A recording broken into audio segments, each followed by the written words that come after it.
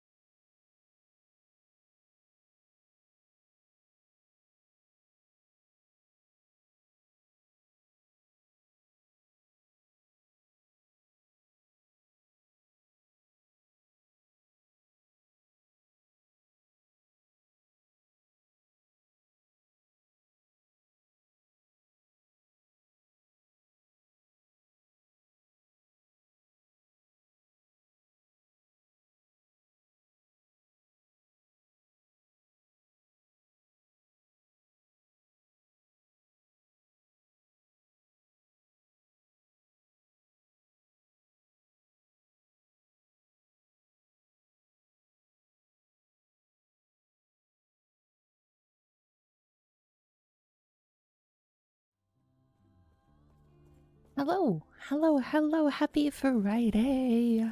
Hello, Ink. How are you? How is your day going?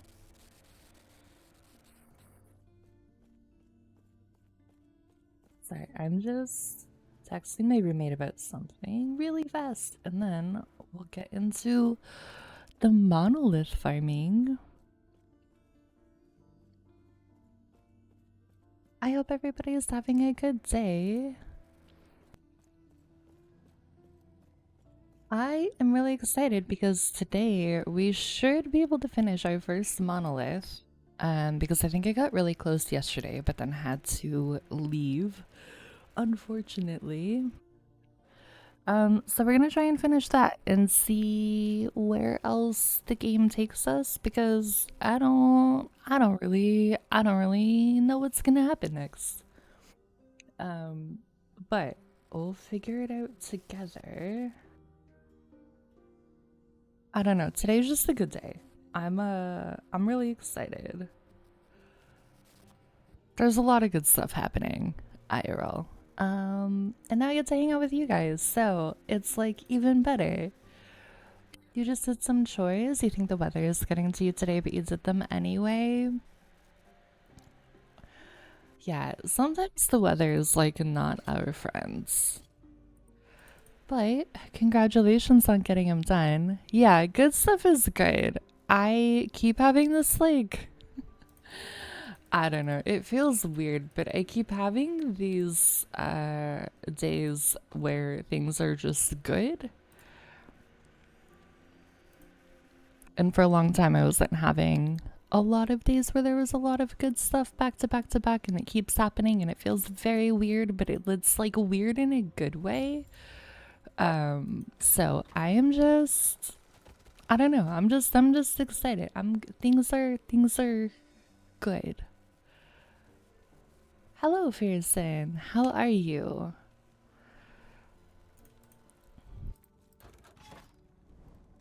Oh yeah, we can do the third thing. You're in the groove. Yeah, exactly. The way that I talk about it with my friends sometimes is like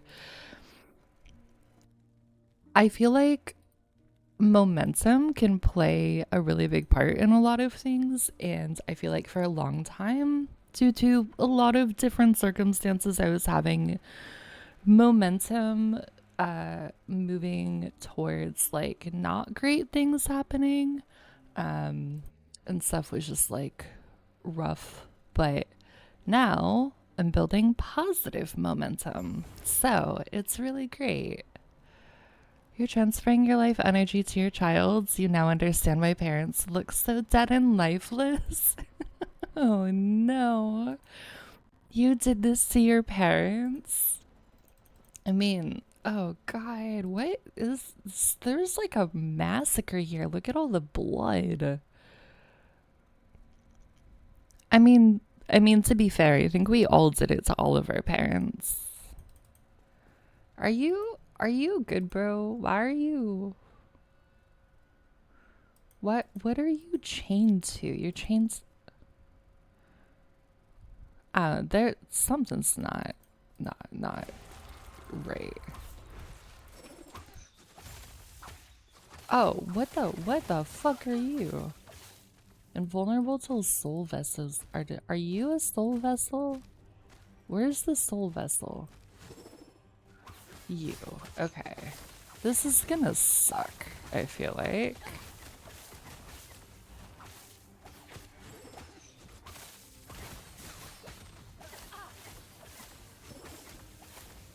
Okay, please. Okay, we got one.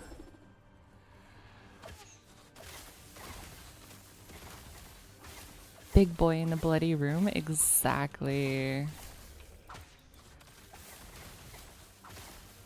Okay, maybe this won't be as bad as I thought it might be.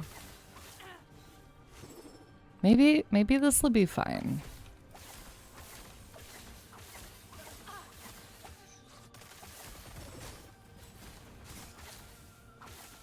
I just face tanked a bunch of stuff I didn't need to face tank right there, but are we surprised? Are we really surprised? I'm not surprised. Personally, knowing myself.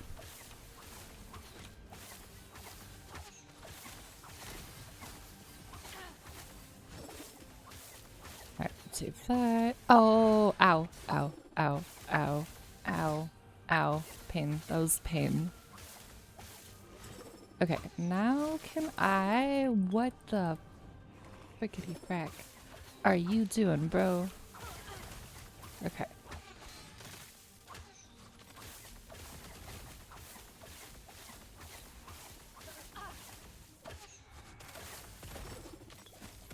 Okay, I don't want to be there.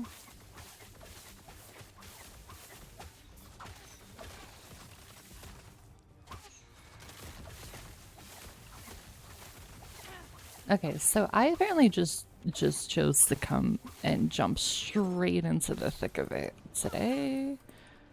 Which also, are we surprised about that? Not really. I don't know why I'm surprised that this is how it's going, knowing me.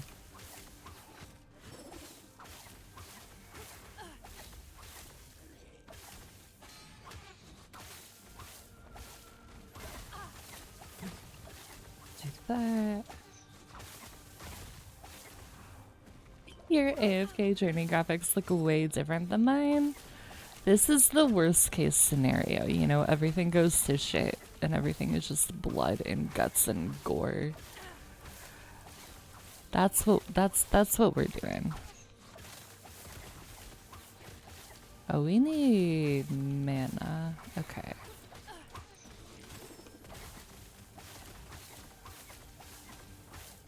Oh, you know what I actually thought about doing today, but then I didn't set it up, but I absolutely could because I thought it would be interesting, is to like have like a little mini window over the game that's just AFK Journey doing AFK Journey things.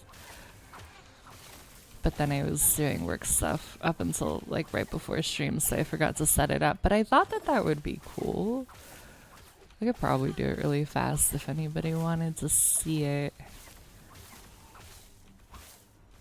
I don't judge this abomination's depression room. We all have our own path. You know what? That's fair. That's fair. We're not gonna judge him for what he's going through.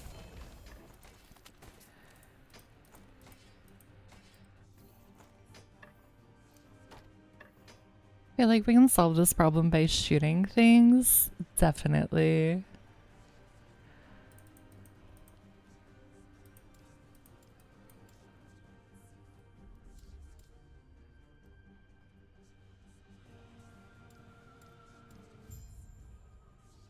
Oh, wait.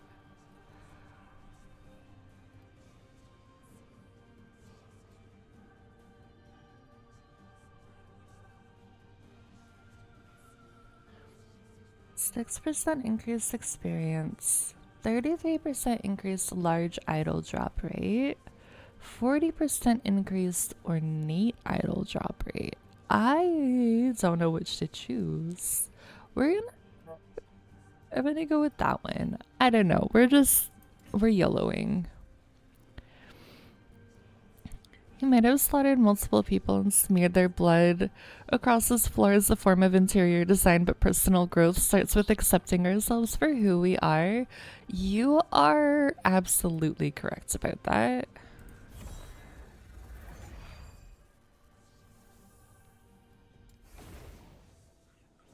Also, I think we got a really good armor, right?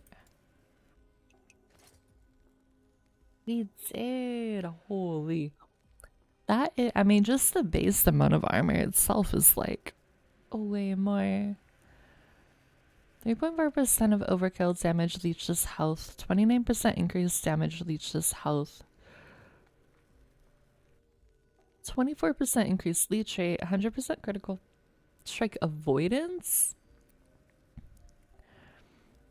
How would you feel about a game where you can use therapy to beat the villain? That would actually be really interesting, I think. That would be a really interesting concept for a game. Okay, so obviously we're swapping our armor. It doesn't look as like, based on what the picture looks like, it doesn't look as like gross on her as I thought it might.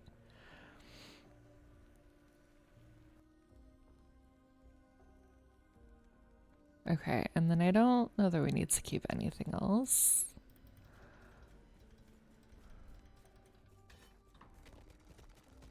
But now we can go this way.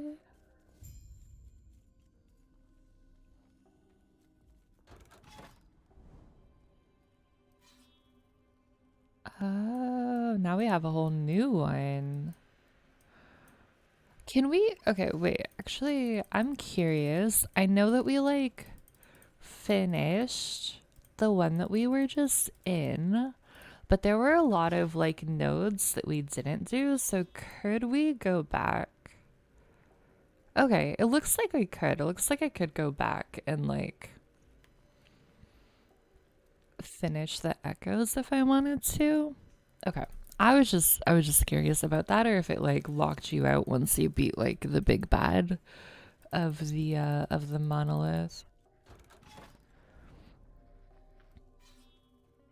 The enemies have 15% increased movement speed and damage.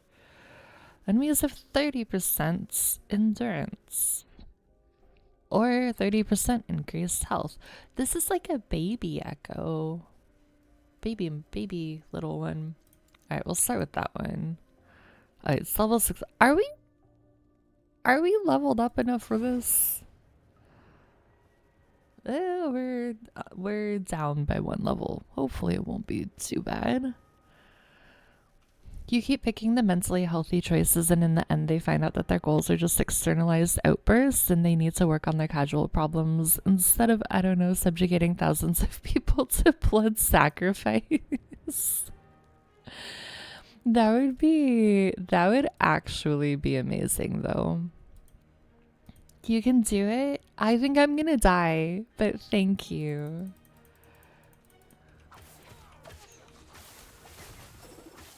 Oh, maybe not. Maybe we'll be totally fine, actually.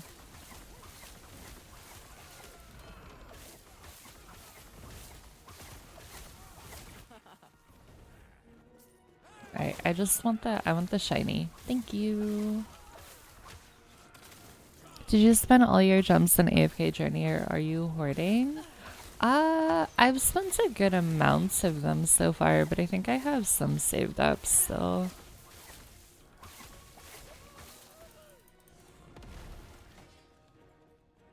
AFK seems like a game you spend as soon as you get it. Well, the thing is too that they're like insanely generous with the currency, even if you're not spending any money. So it makes it really nice. For now, you think it's gonna change? as you keep going through. Hello, Smooth. Thank you for the lurk. I appreciate it. I hope your day is going well.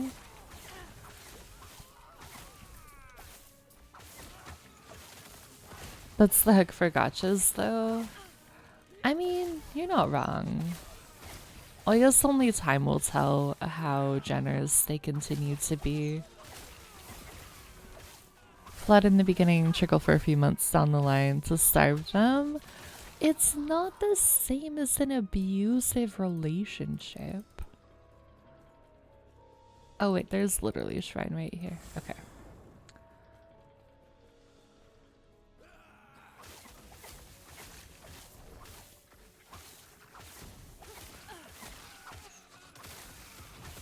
So are you saying that gacha games are just abusive relationships then? Day started terrible. Oh no, I'm so sorry. But you're home now? That's good.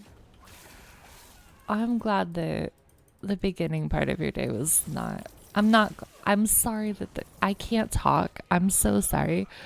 I am really sorry that the start of your day was bad. I'm glad that it's getting better. Hopefully.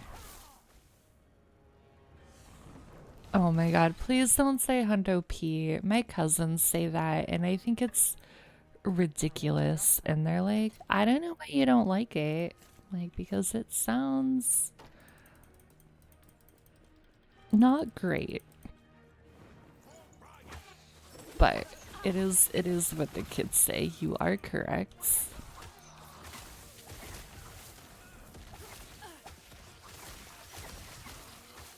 Easy. Too easy. Hello, Demon Eye. How are you? Would you like to know what happened? If you want to talk about it, but also, like, you don't have to, which I know that you know, but if you want to share, I am happy to listen. Okay, boomer. I'm not a boomer. I'm a millennial. There's a difference. I do. I am really enjoying this game, Demon Eye. It is so good.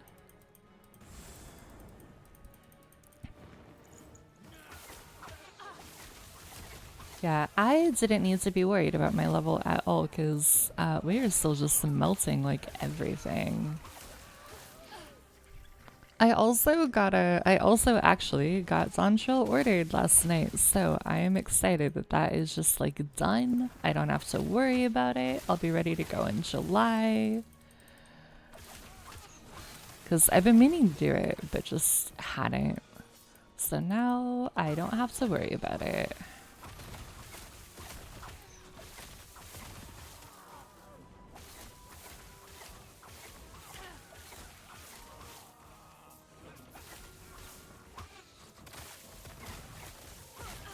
I just hope whatever happened didn't have to do with the trainee that was like not great. Yeah, always good when you find something you enjoy, for sure. Might have to drop something. Ah, we have too much stuff. Go away. I would like the purple. Thank you. I'm sorry, sir, but in gacha games, they constantly raise the bar for expectations. Every season, there's some new challenge you have to achieve. They require you to check in daily so you form a habit. Yeah, but that's how, like, a lot of games work.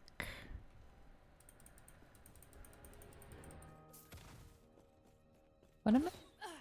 Oh, that thing. Okay. It's like, I don't know what I need to kill in here, but it's this.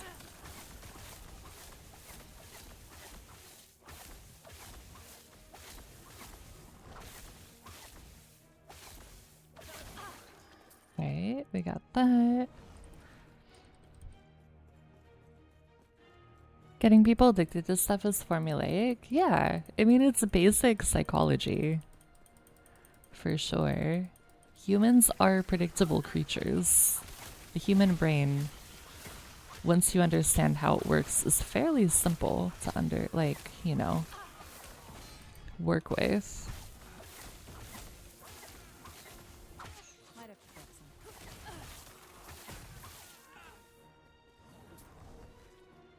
Alright, and then we gotta get this one.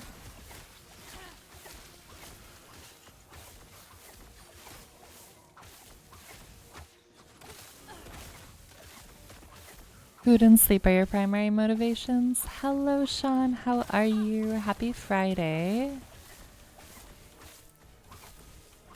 I mean, there's a reason that, like, the Pavlov thing works, right?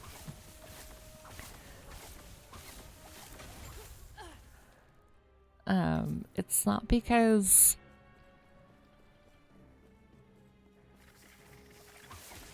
you know, human brains are so mysterious. It's because we understand how brains work. Oh, you're the shrine. Okay, okay. I almost died. That's fine. I'm fine. This is fine. I'm just trying to get the bonus stability before we leave.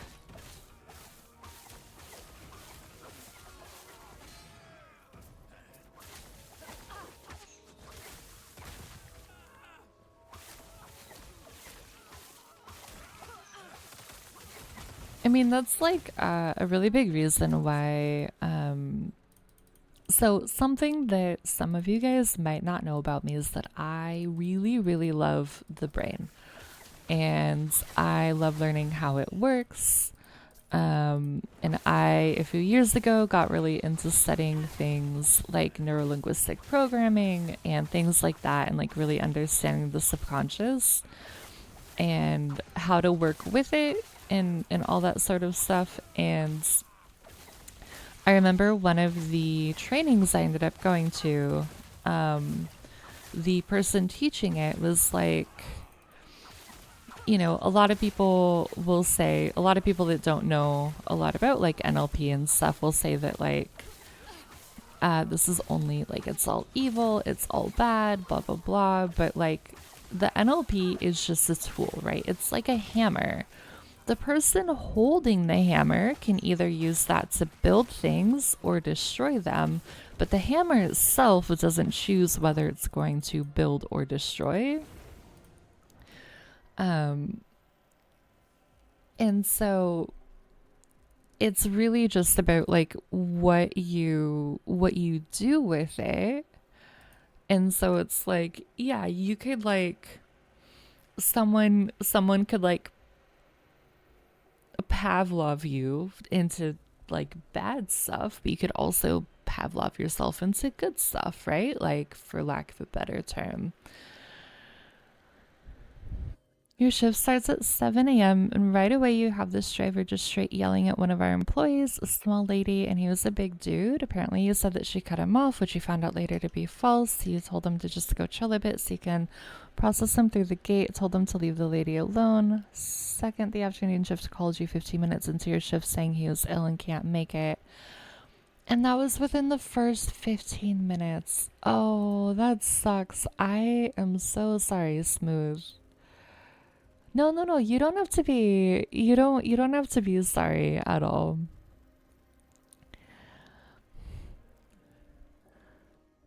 That would be really frustrating to deal with, either of those things, but definitely back to back like that. Hoyobi Pavlovian training me with sexy bisexual anime women. Everybody's brain looks like a nail when you have a hammer. You know what? That's not what I said, but you're also not wrong. So, yeah. Do with that what you will, I suppose.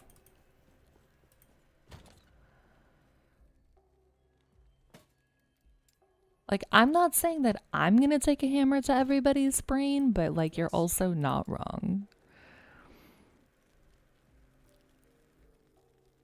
Sounds right. Unless you have a mental disability, then brains seem like they self-destruct a bit. I mean, they just work differently. It's just a little bit different, but I feel like the same principle sort of applies.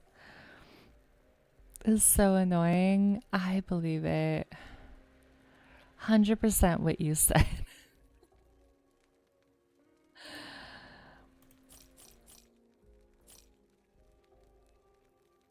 You have 7 hours and 45 minutes left. Oh gosh, yeah. That it would just be like, really? This is how it started and you still want me to do the rest of my shifts? I would be right there with you and just like laying on the floor. How's the grind going? It's good. So we are in the what I think is like the mid game. I don't know how close we are to like end game. So I beat the boss lady yesterday. We finally beat her, and then now we've moved on to monoliths. Where I think it's really interesting. So like the epoch that you have allows you to travel through time, right? The epoch that we get throughout the game. And so now what we can do is go into all of these like alternate timelines. And so all of them have different monoliths that you fight your way through. So like this is the one that we just did. And so all of them have like this is where we're starting. They all have different echoes, and the echoes drop different things. So they all have like different modifiers for enemies, for the players, and then you also get different rewards. And then once you get a certain amount of stability, then you get to like go into sort of like a little story quest, like relive part of that alternate timeline to figure out what happened. So I think that that's really interesting. I don't know, because we're on like this is like the second one, and they're like a bajillion. Well, not like a bit, but they're a lot, right? I don't know where in like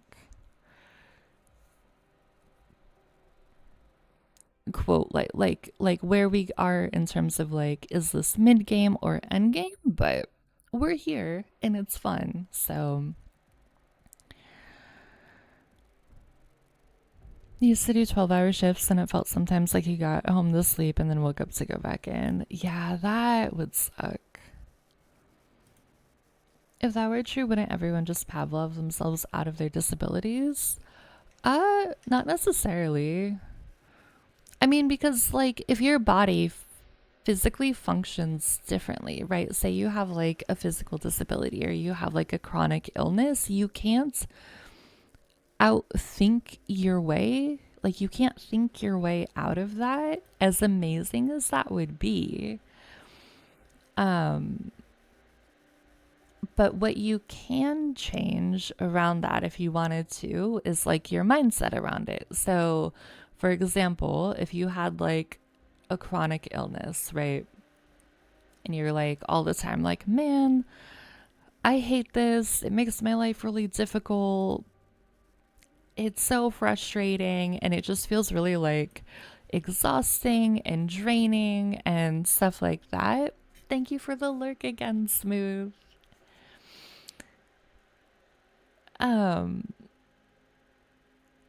You could change how you are thinking about your chronic illness and shift it from being like this negative draining aspect of your life to like, okay, this is a thing that exists, but I can still live a full, happy, joyful life without it feeling like thinking that it's holding me back at every turn. Does that make sense? Like you can't think the chronic illness away, but you can shift your perspective around it, and shifting your perspective can sometimes shift your like relationship and experience with it. It doesn't make it go away, but it can make it feel less like a huge negative thing in your life. And I mean that's just one example, but like I hope that makes sense. I don't know much about NLP, but I think people have a lot of different theories about what can work for them, better or worse, and that's just one of the tools to get from A to B.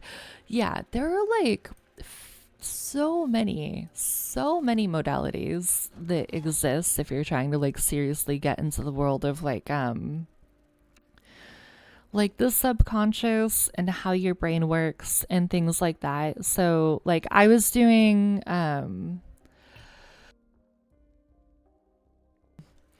last year I was working on a life and business coaching certification that had a really strong element of mindset work. And so we were taught like 5 modalities, right? So NLP is one. There's also something called EFT or emotional freedom technique. There's hypnotherapy. There's something called time techniques. And then I'm going to forget the last one. But like, even just those four, right? They're all for the same thing. They're all to help you work with your brain to move from point A to point B. Different things are going to work better for different people. People are going to respond differently to different modalities. There's also a bunch more than that that exists in the world. But the reason that there's so many is because humans are so insanely varied and unique. And what's going to work for me isn't going to work for all of you, right? Because we're different people with different brains, with different circumstances, with different, like things living in our brains, different thoughts and beliefs that we were taught as a child growing up that we've carried with each other. And so because of that, there's so many different tools, right? It's like why some people really respond to talk therapy and some people don't. Some people really respond to like NLP. Some people, it doesn't really click for them. And part of that is just like how everybody's brain works. But there's also with any of that work, there has to be a degree of openness from the person who's trying to like receive the modality, right? Like if I if I was going to be like, hey, Fearson, let's like do EFT for this thing, like to help you shift your perspective around this thing. And if he's like, oh my God, EFT is such a scam. It's terrible. It's awful. It's never going to work for me. Then guess what? Like it's never going to work for him. Right. And so it's like, I can't force you to be open to it, but also like if you're not open to it, you're not going to receive the full benefits. And so that is a big part of it of like if you are going to work with people with that kind of stuff in like professional capacity, you have to be willing to meet people where they are, because a lot of it, like so much of the work has to do with like, is the person who is coming to you to work on this thing, whatever it is, open to actually doing the work, right? Reframing your situations doesn't change it, but it can help you accept it and move past negativity. Exactly. Like a lot of times just like shifting your perspective on something can make a huge difference, whether or not it actually like makes the thing different, right? When you say it out loud, it sounds like a great idea, but there's a million and one people who would say their environment and circumstances worse than positive thinking. But that's actually really interesting because there is something called oh God, I'm gonna forget what it's called.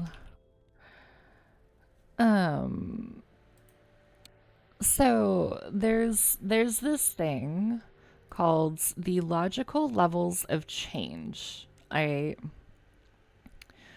gonna see if I can show this on stream.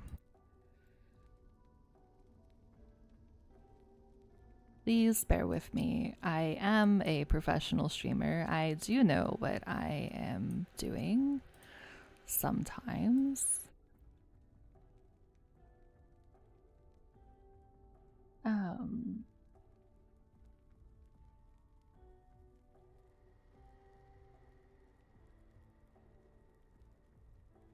Okay, we're just gonna do this is the easiest way to do it. Okay, so there's this thing called logical levels of change.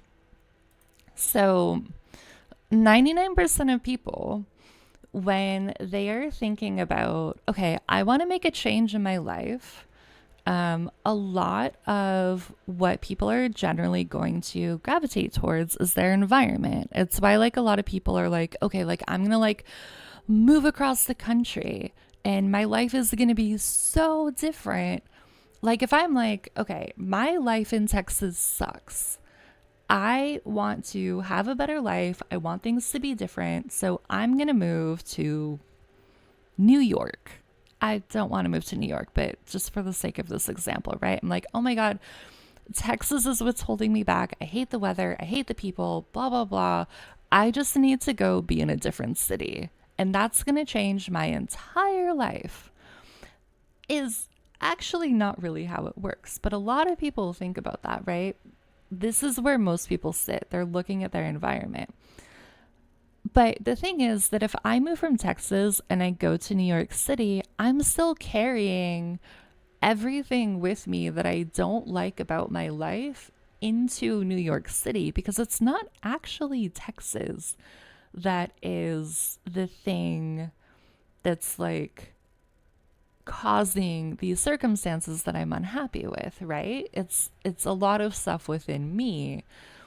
But like so many people, the majority of people are going to look at their environment first. So they'd be like, okay, well, like if I just change this, if I just move to a new apartment, if I just you know, I would put, it's not on this specific chart, but like I personally would also put like, you know, like when people like change their hair or they change their style, it's still like kind of a way of like changing their environment. Like this is saying everything from the skin outwards.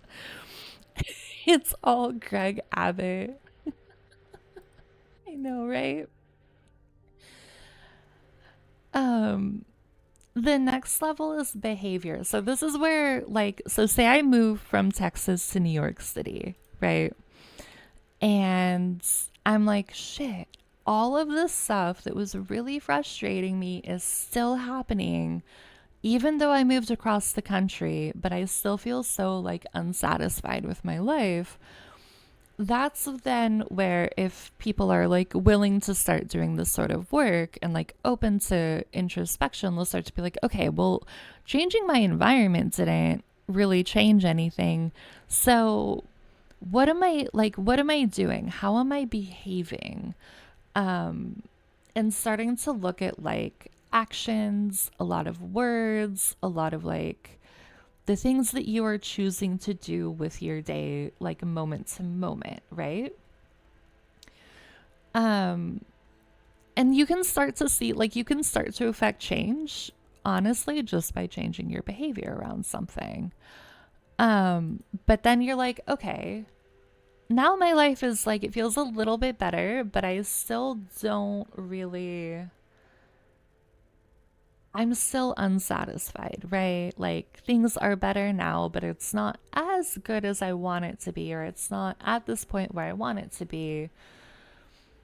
Um, and this is, I mean, this specific one is sort of talking about business, but like you can see, like it starts, you get further and further and further internal, like inside of yourself as to what is happening and what is causing the things that you are not like enjoying the experience of in your life. And so if somebody is like, man, fuck NLP, that's not going to work for me. Like my life circumstances are just like so awful. Like this is just how it is.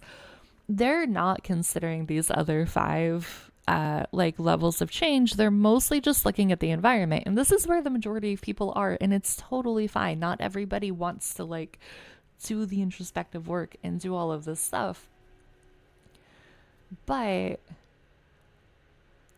there is something to be said for the circumstances of my life are like shitty, but I can still affect change for myself within them by looking at these other things, if that makes sense.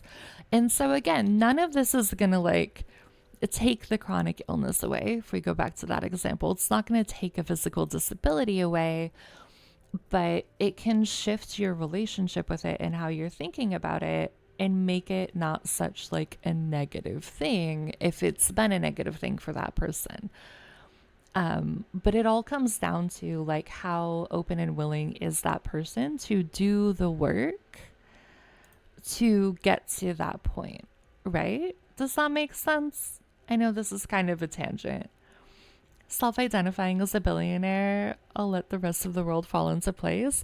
No, that is unironically how a lot of it works.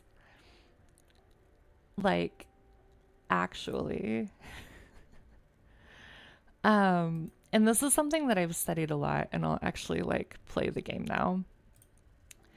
Um, and a lot of things that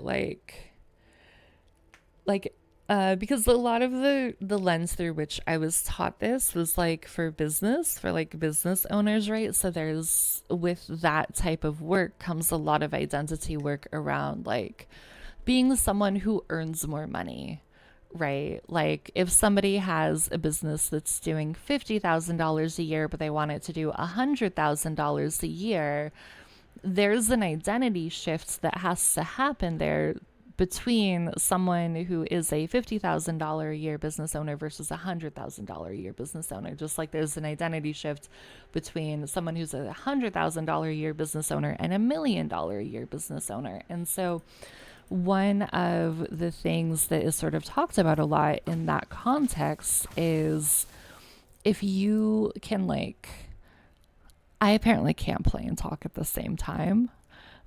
So she's just going to keep standing here. But like,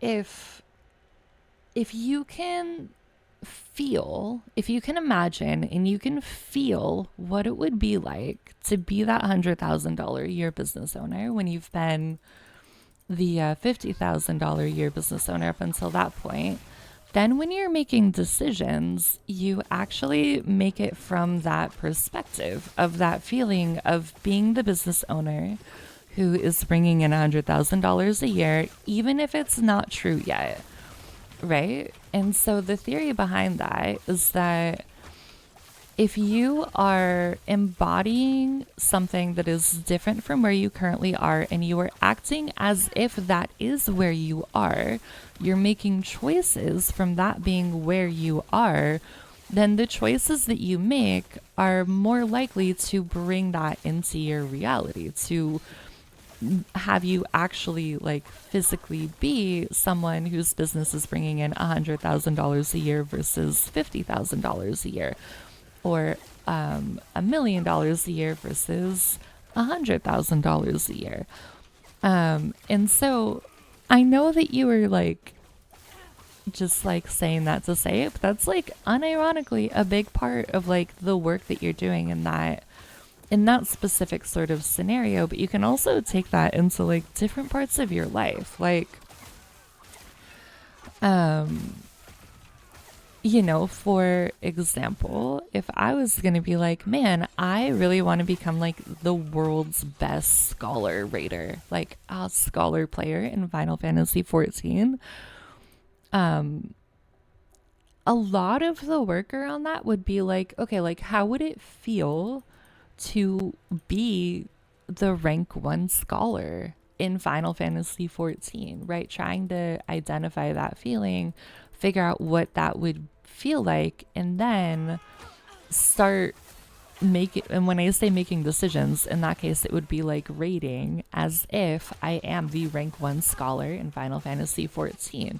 For that's, I mean, and for the other ones too, you would have to like, there is like tangible work you have to do, but like for the scholar example, part of it would be like, okay, like let me study scholar stuff, let me like learn really deeply how this job works, rotations, fights, etc. And like there's, it's not just all like conceptual. There's a lot of conceptual sort of cerebral work that goes into it, but you also have to pair that with like taking action, because if you don't take the action, nothing's gonna happen. But it's about like how you're taking action that's different. And so that's a big part of it. So I can jump off of my like little teacher box now. I just really love this stuff.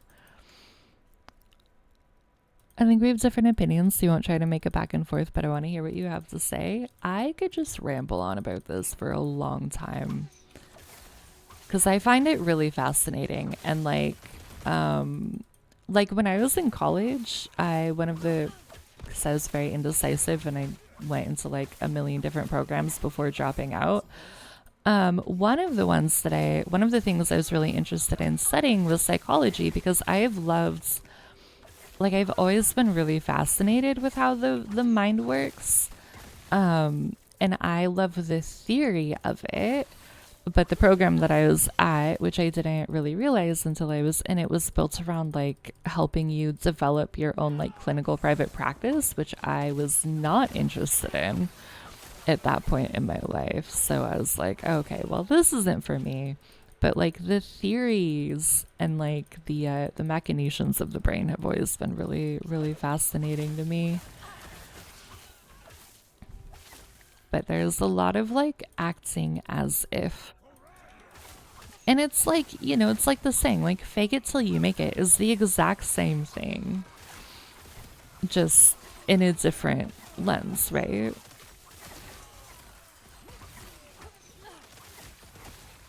Because it's literally just pretending like you are the thing until that actually like integrates with how you are, right? Like people say that a lot for like confidence. Like if you want to be more confident, just pretend like you are confident, and then eventually you won't be pretending anymore, right? It's the same exact thing. Oh, there's so many gold shrines in here.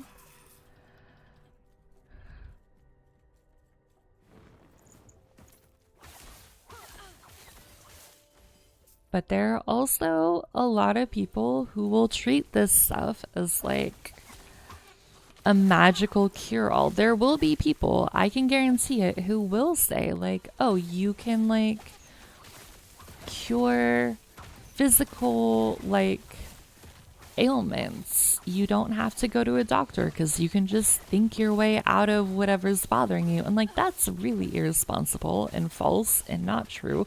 So anybody that tells you guys that is talking out of their ass. They just want your money. They don't actually care about you as a human, because that is not a thing.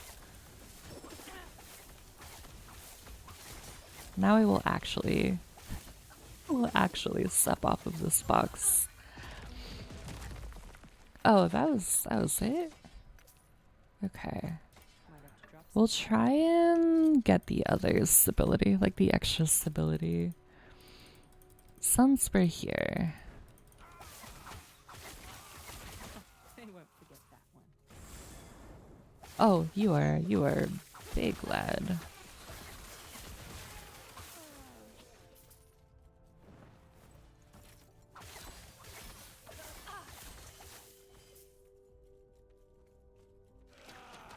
How much more?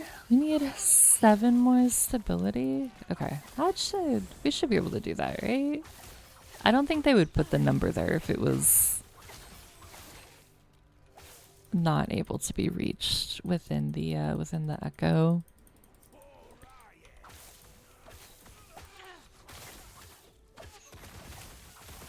I like to hear you talk about it because you're passionate about it, even if it's 180 for my beliefs.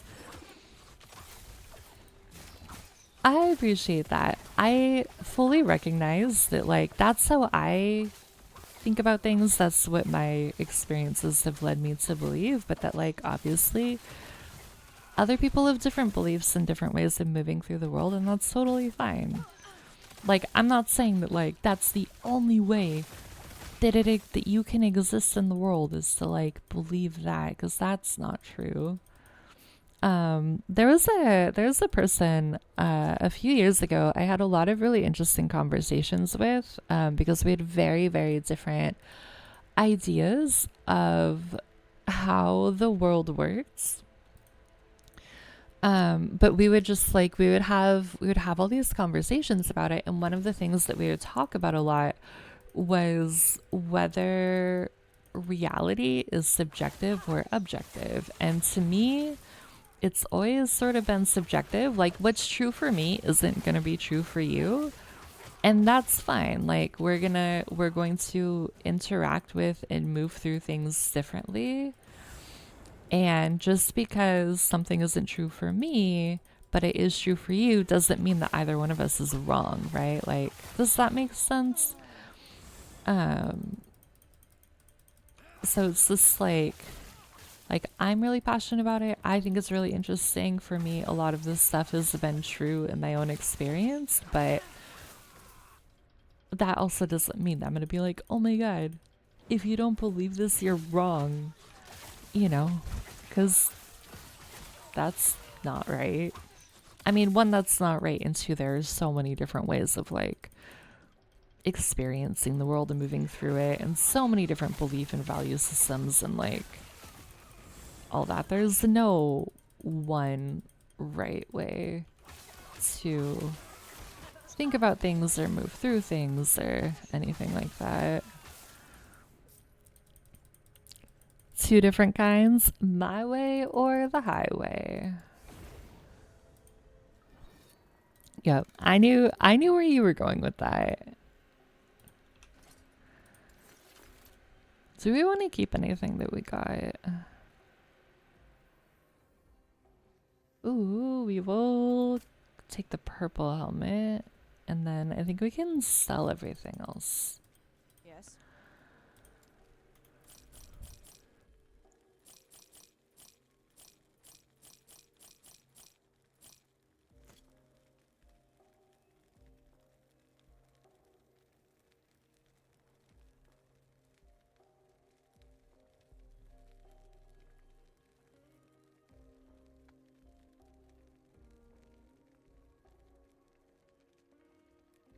But that is like, all of that stuff is also like a world that I just haven't touched for a long time.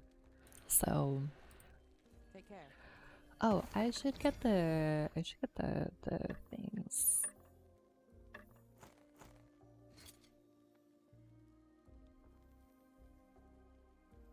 All right, I'm gonna keep this bow, but I'm gonna stash that one, but we're gonna keep the bow that we have equipped. Same for you in software, been a year.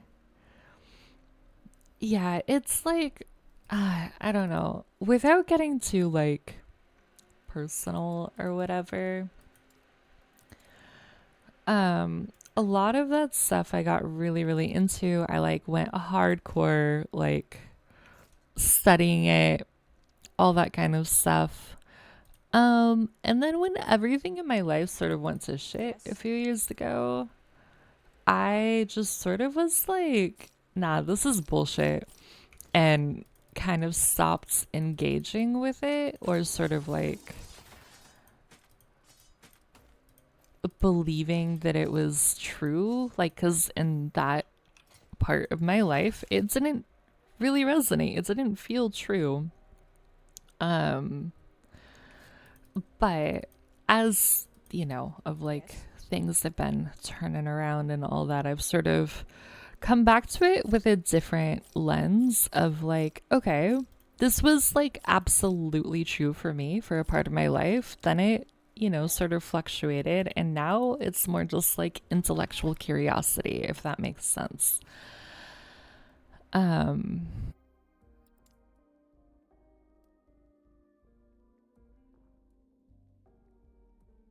Because when everything sort of went sideways, I was just like, nah man, this can't be how it's going if this is like all the stuff that I've been doing and believing. And so it just kind of stepped away from it all. But I've been like re-engaging with it and being like, you know what, actually, like, I feel like some of this is still true. Holy, that's a lot of loot. But I'm just interacting with it in a different way than I did previously. But that's just based on me and like my life and where I am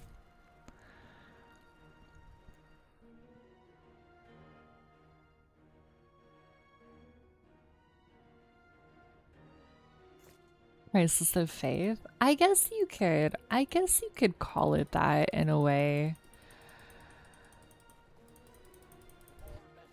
It just when everything was not going well, like when everything fell apart, there was a really big part of me that was just like, I don't understand how, if I've been doing X, Y, and Z and approaching my life in this sort of way, how this could be where I am. But I think in hindsight, it didn't really have anything to do with how I was approaching things. It had to deal with the shitty things that people around me did.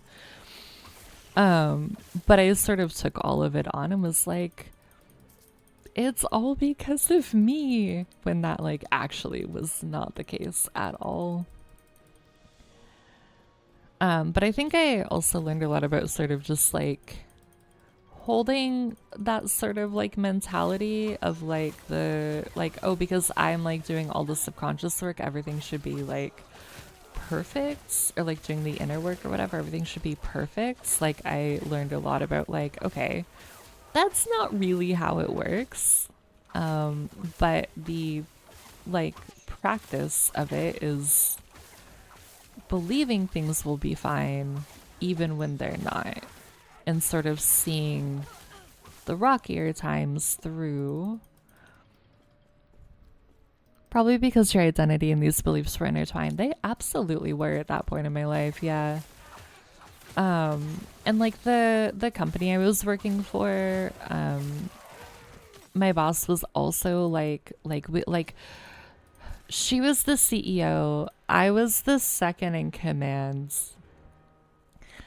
And like when I tell you that like under her direction we were like weaving all of these things into her business as well, like it was so intertwined with everything that I was doing, a lot of the aspects of my life. And so then when I was just sort of like, oh, well, there's all of this stuff and everything still went to shit, I was big mad. I mean, I was big mad for a lot of reasons, but that was definitely part of it.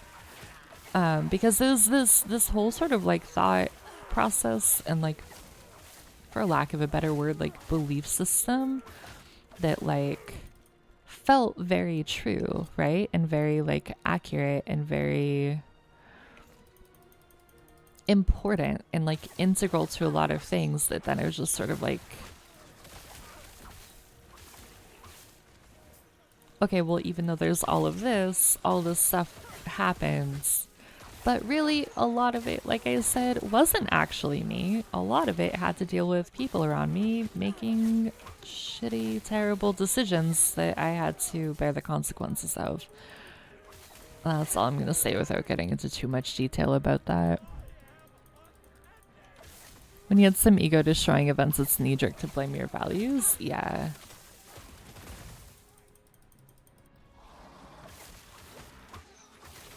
Oh, that thing is disgusting looking.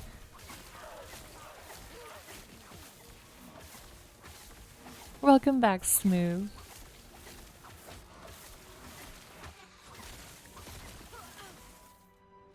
Alright, I will take the shards.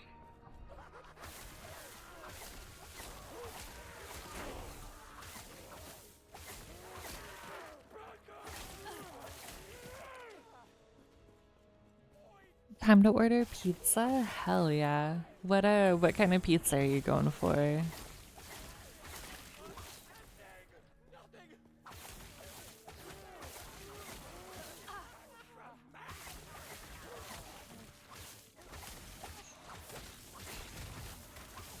Man, pizza sounds good. I've had pizza so much recently, but I do also have like a free pizza thing from Domino's. That could be dinner tonight. Might be a thing.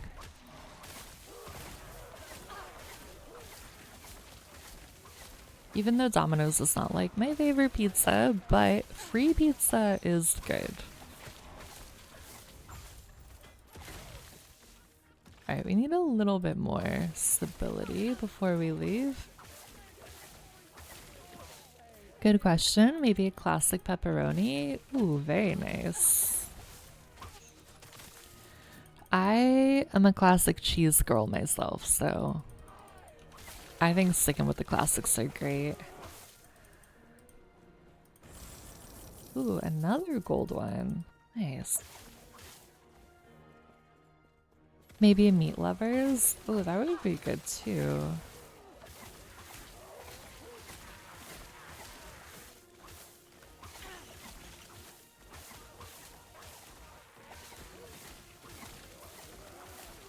Yeah, we get these guys.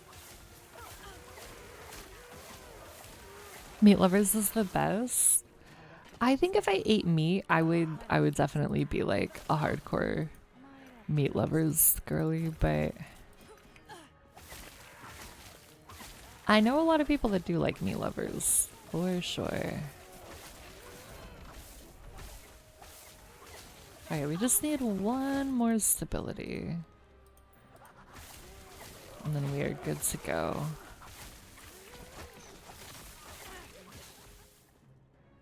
Really? That didn't get it?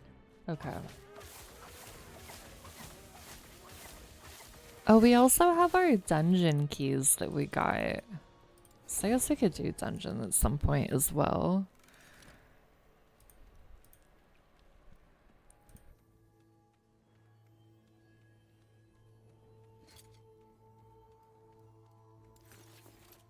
Let's see.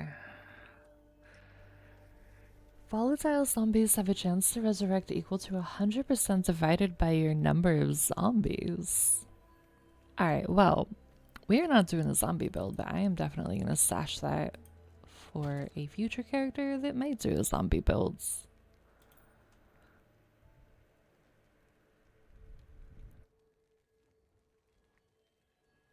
Do I want to keep any of the rest of this? Oh yeah, we'll stash our idol.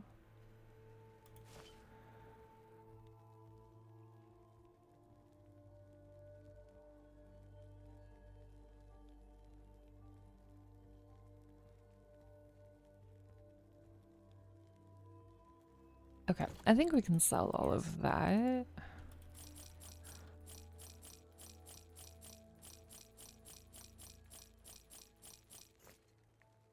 Take care. We'll take all the shards, open the treasure chest. Get the glyphs.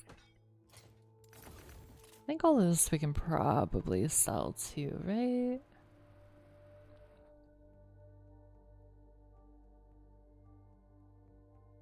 Yeah, I think we're good to sell that. Yes.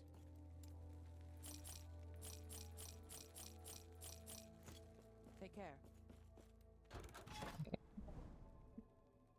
Oh, we could do our first echo. Let's go.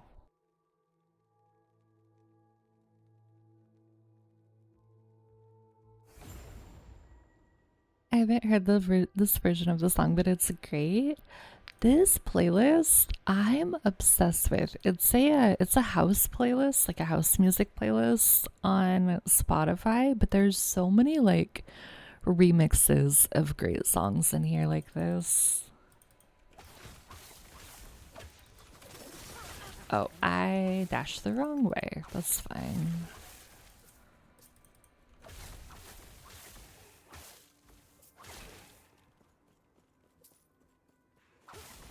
Well, these guys have a lot of purple. Oh, that's because they're from the void. That makes sense. Okay, I understand now why they're purple.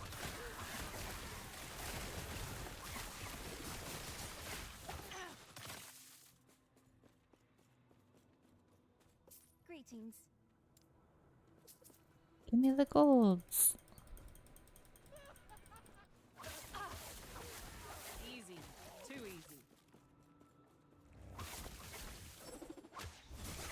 We get all these guys. Everything just explodes. It's so good. Oh, I forgot that I leveled up. I never did the passive point.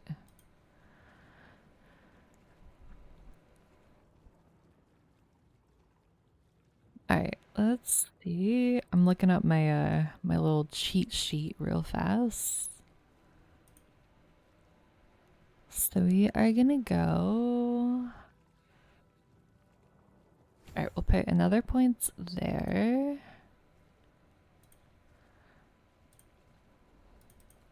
What brings you here? Oh hey, there's a chest.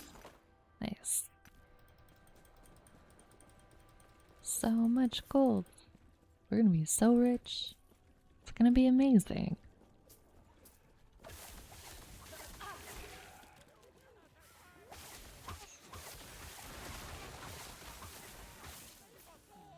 Alright, we get all that.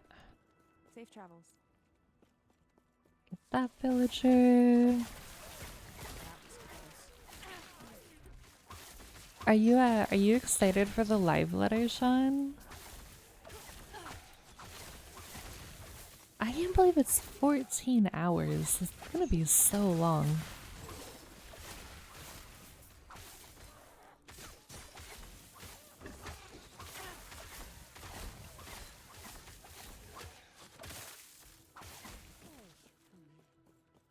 Oh, they're over here, not down there. We'll get these guys.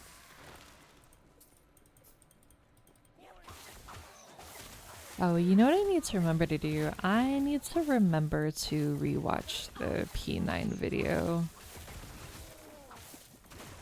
before tonight.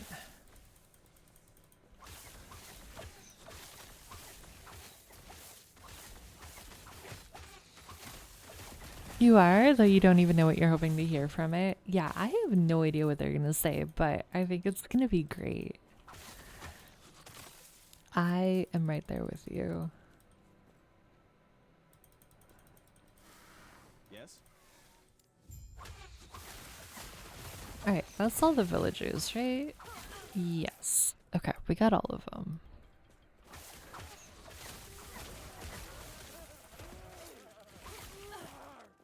Where am I supposed to go? Down here. Okay.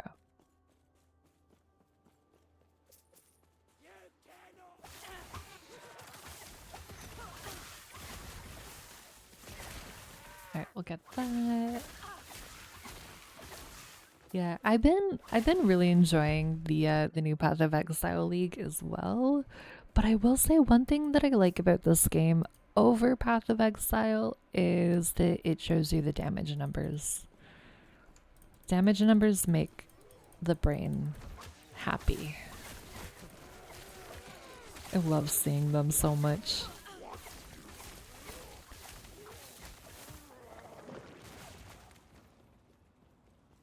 Is that it?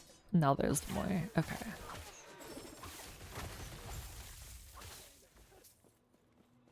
You're a big fan of mono meals lately? 2 chicken breasts, but it's just chicken breasts? I mean, if it works, right? Oh, hello. Hello, friendos. Those are big AoEs you are dropping.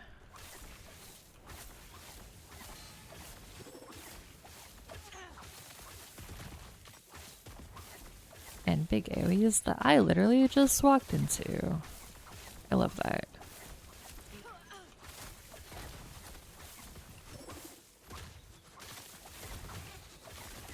Alright, do that.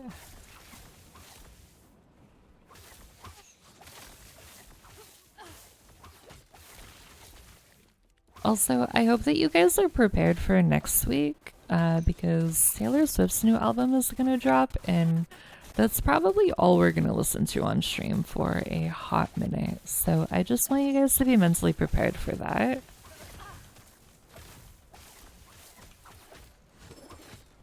Because it's definitely gonna be a thing.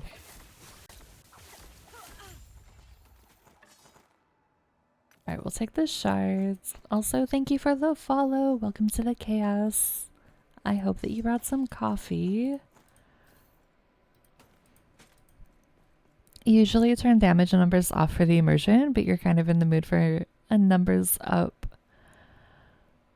go up game lately, so you might be ready to embrace the numbers. Embrace them.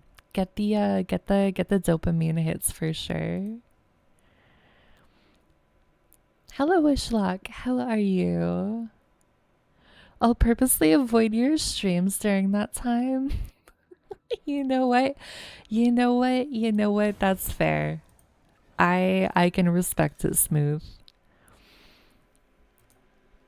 You swear games make damage numbers higher now just to appeal to that dopamine hit, like 1,000,000,000,000 damage. Is it really necessary? Oh man, there is some Maple Story streamers that I watch, and like their damage numbers will be like 1.4 billion per hit. I'm like, that seems excessive. A little excessive. Because that's so much damage. You think watching you play Grand Blue in this is you craving a grind? Hell yeah. Join me on the grinds. I should just be on that Omni 90 grind, but you know, I actually did a lot yesterday. Did a lot of leveling stuff, so I'm happy with that. Getting back to it, slowly but surely.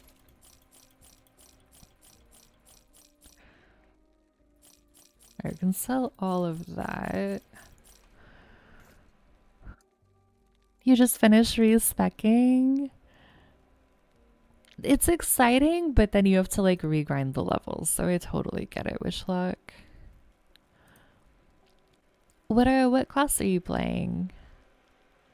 It's just to make gamers feel like they're doing more. You know what?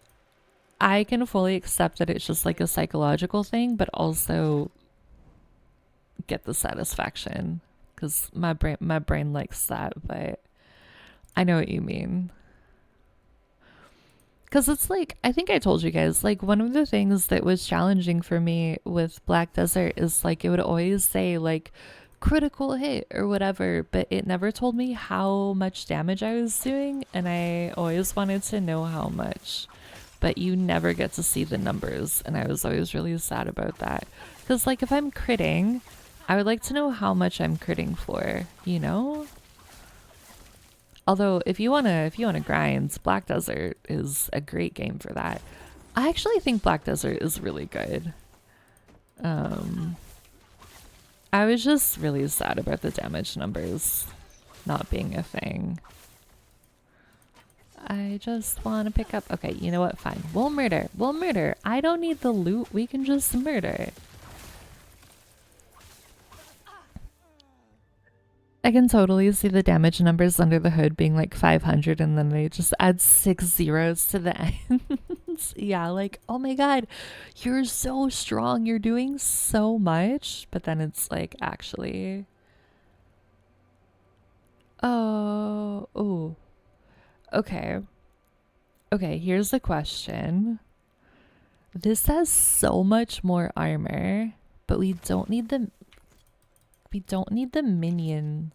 Can you please? I'm trying to look at stats. Do you really have to try to murder me right now? We don't need the minion stats. I think the other one's better. The lightning damage is really nice on the belt, so I'm just gonna keep the one that I have, even though the base armor is way higher on the one that we just found. Yeah, it did also have an extra potion slot, which is nice. For sure. Your main is the Void Knight. Alting, Foreguard, and Paladin as well, all about 80-ish. Void 91. Ooh, nice. There's somebody else who hangs out in chat who also, I think, did a Void Knight. A spin to win boy. Why does it put the gold there if I can't get it? Why would you put the gold? Why? Game, please. Game. Game. I would like the I would like the I'm not gonna be able to get it, am I? It's just gonna be like just out of reach. That's so frustrating. Yeah, I am very early on in the monolith journey, so we are sitting at no corruption. We'll get there eventually. All right, we'll take the purple.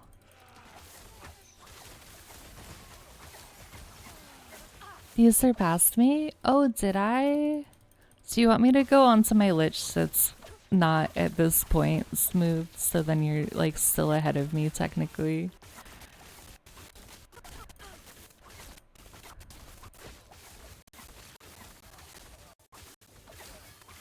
You're lightning too? Yeah. Yeah, she's a lightning girl. I'm following a build I found off of a YouTube video that is actually working really well. I've been very pleasantly surprised. Imagine a unique piece of gear drops and it's blocked by a tent flap. I would actually be so mad about that. Like 12 gold is like semi-annoying but also totally fine to not be able to get. But if there was like a super like goated unique or something that was just blocked there, I would be angry.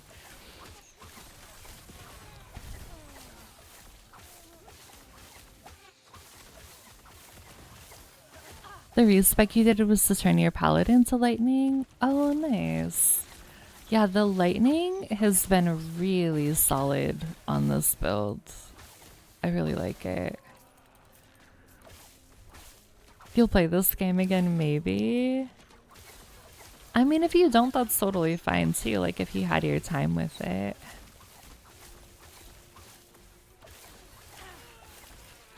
I just know that, like, when Wuthering Waves comes out and First Descendant and Dawn Trail and all the other things that I'm looking forward to over the summer are here, I'm probably not going to be touching this game. So part of me is definitely trying to spend my time in it while I know that I will be here. Because there will definitely be a dropping of this game for the other ones and coming back at a later point. Because this summer, I am going to have too many things that I'm going to want to play that are all coming out and not enough time. And it's going to be amazing. Because Wuthering Waves is releasing next month. Dawn Trail's coming in July. First Descendant, I think, is set to come out sometime in the summer as well. I don't know. I don't remember if like a specific release date has been announced, but I know last I saw they said summer 2024. I'm gonna be, as Storm would say, I am gonna be cooked. So I know that if I like stop playing this, then I'm just not gonna be back in it for months and months. Not that I'm only playing it out of obligation. I feel like that sounds like maybe I'm only playing it out of obligation. I really like this game. But I also just know myself to know that I will absolutely hyperfixate on the new things when they're here.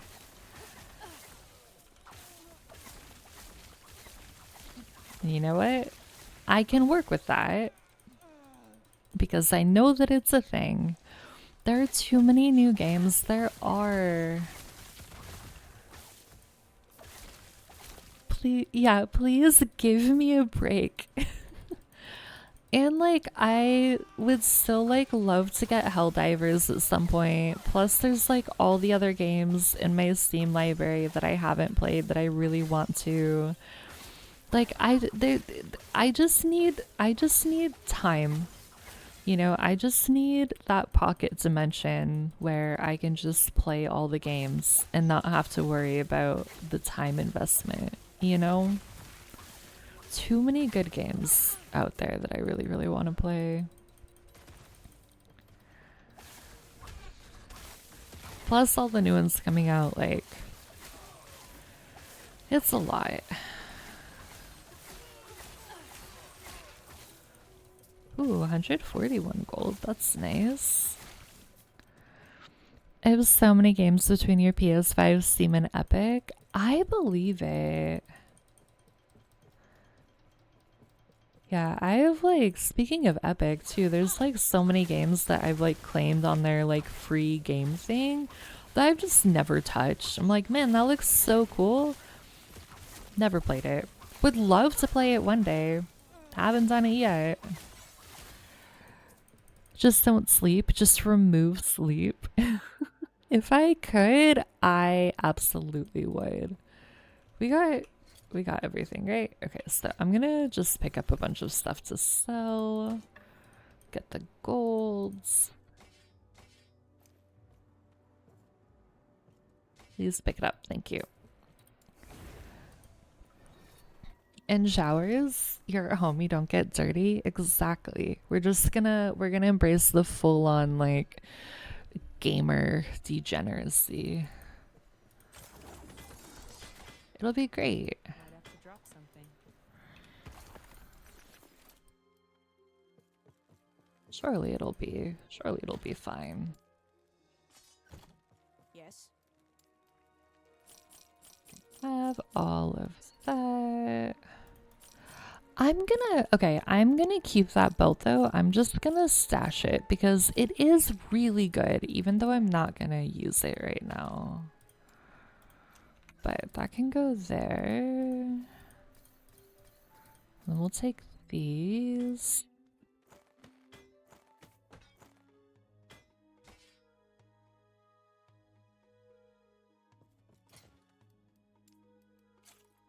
Yeah, I put the Dawn Trail release day in cuz my roommate and I we share like a Google Calendar, and I put it in there, and I was just like, just so you're prepared, you're probably not going to see me for a while once Dawn Trail releases. And they're like, "Okay, crazy person."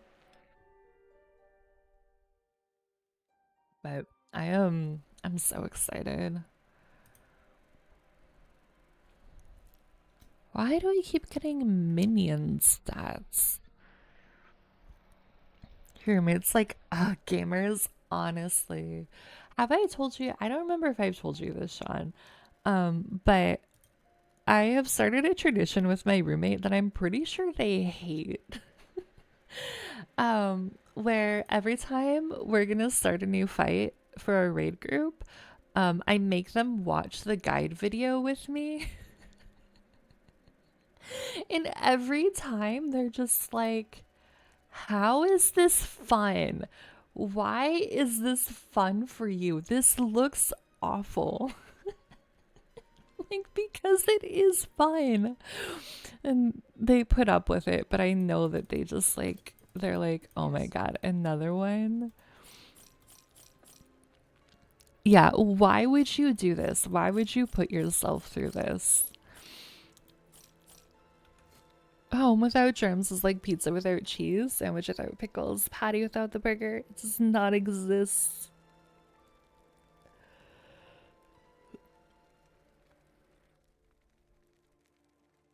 Yeah, for P8, I actually showed them Cider Spider's video of like trying to clear the fight in Party Finder before I made them sit through like the Hector guide. And they were just like, what is wrong with you? Why are you doing this for fun? It's like, I don't know how to explain it to you, but it is really fun.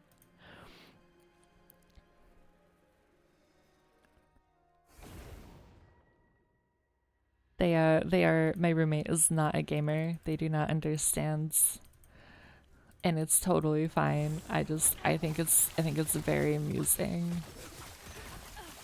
And they're just like, what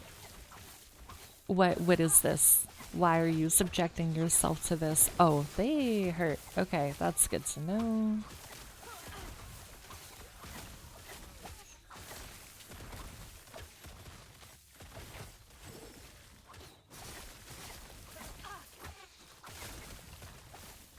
There's okay, you know yesterday when we were on that one map and I was like, oh my god, there's so many scorpions, I hate this. This is more. This makes that amount of scorpions look like nothing. Like literally nothing.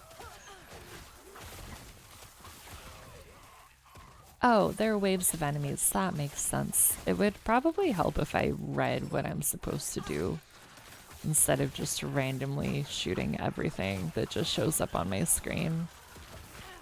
Oh, lagging? Okay, we're back, we're good. You're low-key making me want to make a marksman. Do it. It is so much more fun than I actually thought it would be. Oh god. Oh, good lord, the lag. Too much is happening. We're too strong.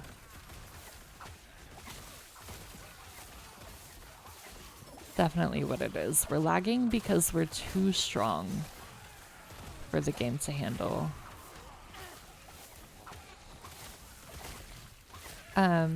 I really like my Lich, but Marksman has definitely grown on me as far as like being like really fun. That was really stressful actually, but we made it. Doing homework for a video game is thus. You try doing a savage fight in 14 without homework and let me know how that goes for you. Your computer is unhappy. Yeah, I was definitely unhappy there. Time for a new PC. I cannot afford a new PC at this moment. I do. Okay, here's a genuine question though. Like, so I built my computer in 2020. I want to say, I think it was 2020. Like, at what point, because I've never had a PC before, right? Like, all of my other computers have just been Apple computers because I grew up in an Apple family. But like, at what point, like, how many years you have your PC before you start looking at replacing parts? Does that make sense? Because that's something I don't know, but I feel like it's something that I should know. And I don't know that like 3 or 4 years is enough, but maybe it's time to start looking, not at replacing everything, but like just starting to replace some stuff. I do know that one thing that I would like to replace eventually is the motherboard, not because there's anything wrong with it, but because when I built my PC, I didn't know anything. And so I didn't know that there are motherboards that have Wi-Fi capabilities and motherboards that don't have Wi-Fi capabilities. So last year, when there was work being done on the house that I live in, and my roommate and I were living in Airbnbs, I learned that I have the non-Wi-Fi capable motherboards. I had to like string an Ethernet cord generally like halfway through the houses to be able to even use my PC. And since then I've been like, man, it would be really nice to like get a motherboard that has Wi-Fi capabilities, but I don't know that that's like super urgent as far as upgrading goes. But I do know that like there are certain points at which you will probably have to like upgrade stuff, but I just have never figured out when that is. It's a fuzzy line because it depends on what specs you have and what games you're playing, and a lot of times you'll just pick one thing to upgrade and then it turns into a shambling Frankenstein compared to how you first built it. I believe that, yeah. You're thinking of a new PC build soon? Ooh, that could be fun. Your tax refund just got deposited? Hell yeah. You just got a new graphics card 3+ years after your last one. We'll probably keep your CPU motherboard for a couple more years. Yeah, I feel like, so, my PC should be able to do, like, run Dawntrail fine. I think it fits the specs, but I know that at some point I'll have to, like, actually start upgrading stuff, but I just have never figured out when that point will be. Or if, you know, I start Dawntrail and my PC goes kablooey, then we know, okay, it's time now. Be sure to wash your motherboard with water every year to get the dust out. No, I'm not gonna do that. When your game's demand for specs outruns what you have, I imagine? Yeah, I think that makes sense. We are definitely lagging in the monoliths though, which is weird because we're not lagging anywhere else in the game. You can also get a separate Wi-Fi card, a USB plug. True. That was something that I looked at when I first moved into this house, because at my apartment where I lived before, my router, because I just had like a 1-bedroom apartment, and I lived by myself at that point in time, my router was really, really close to my computer. But then when I moved into the house where I am now with my roommate, where I am is on the 2nd floor and the router is literally on the 1st floor in like the opposite end of the house. And one of the things that I did, I remember looking at to try and figure out how to be able to make my PC work here, was like a little like Wi-Fi USB dongle situation. I don't remember why I didn't go that route, but I did find there's at Best Buy, they have these things that's like, it's a 2-part like Ethernet cable. So like one part plugs into my PC tower and then the outlet upstairs, and then the other part is plugged in downstairs and into the router, and then that lets it still be like Ethernet connected somehow. I don't fucking know how the technology works. All I know is that it works, so I will take it.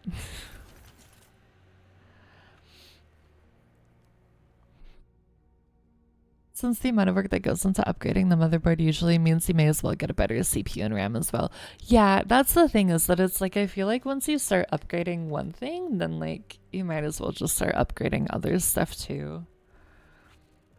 Can't you get a booster? You have some, they work great. And the reach extenders, I think we looked at it, but the ranges were really like, I think we were like on the very edges of the ranges. I feel like that might be why we didn't go with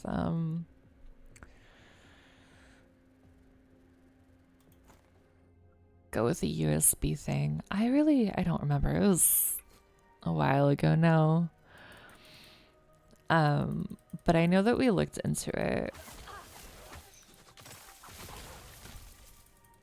I just missed my fast internet for my apartment. Because I was on a different ISP there, and it was so fucking fast.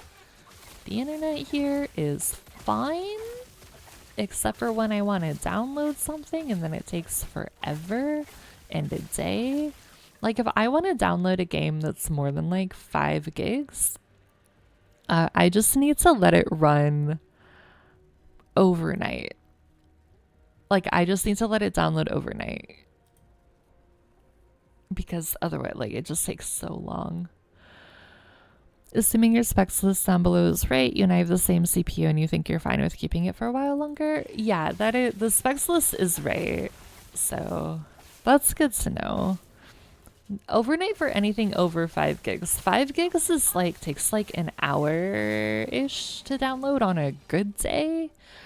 But like, okay, when I was living in my old apartment, I remember this very clearly.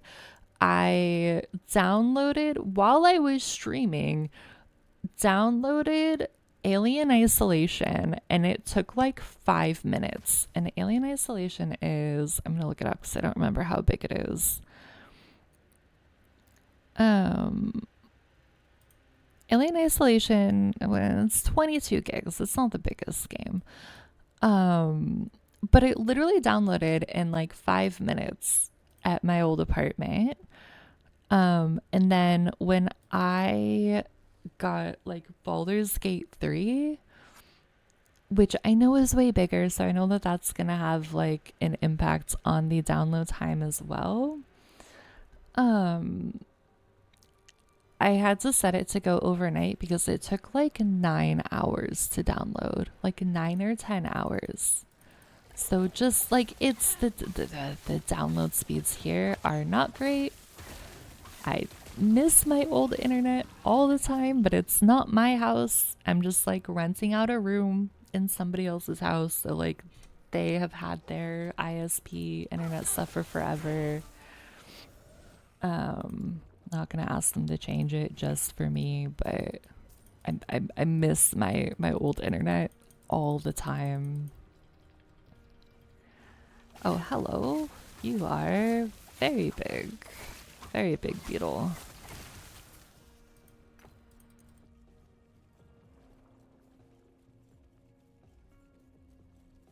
Although where I live, there's only like a handful of ISPs that you can sort of like choose from, unfortunately, and none of them are great. There's no like great options, but I don't know. I guess you just pick the best when you can. Still waiting for fiber in your area. Yeah, fiber can be nice as well. One of the Airbnbs my roommate and I stayed in last year had fiber, and that was really nice. I really liked that.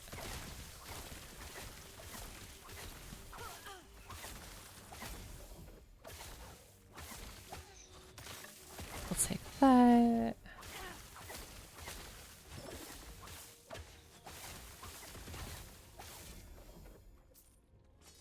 So many purples. Also, I'm gonna try. I don't even know what the graphics are on.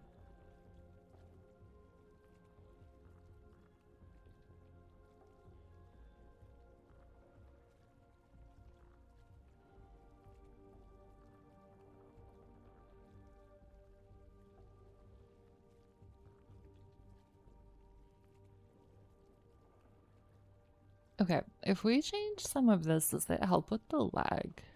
Because I actually haven't even changed the settings for this game at all.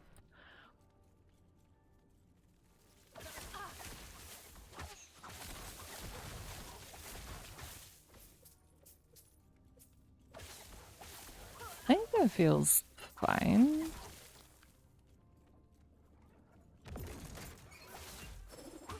Alright, we get all these guys.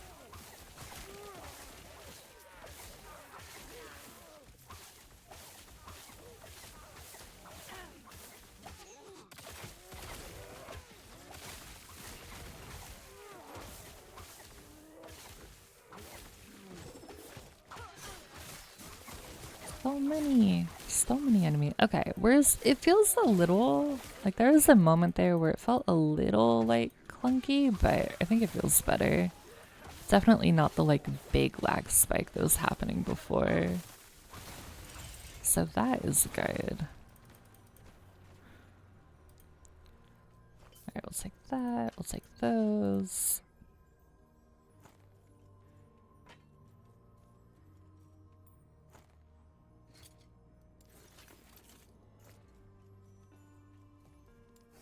Alright, let's go. Right, we need to stash a couple of things.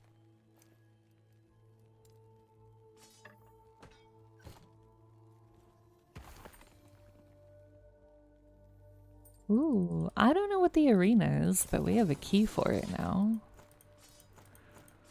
So that's fun. It can go live with our other keys.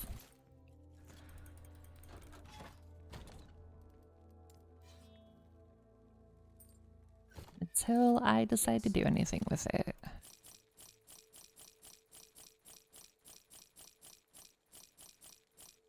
Oh wait, I didn't want to sell the idol. Take care. I forgot I had one in there.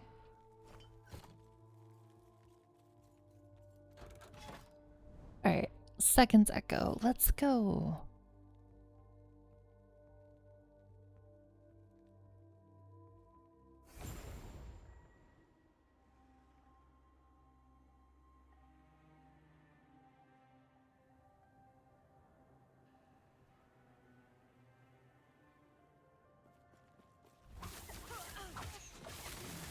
I can get all these guys.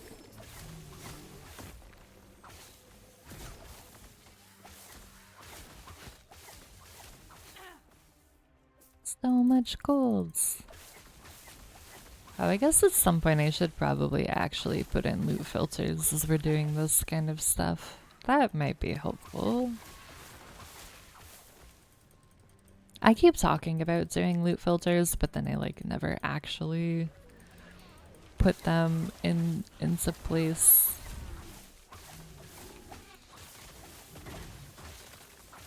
But I feel like it would be beneficial as we're getting into more like this kind of stuff where there's just gonna be a lot of things dropping.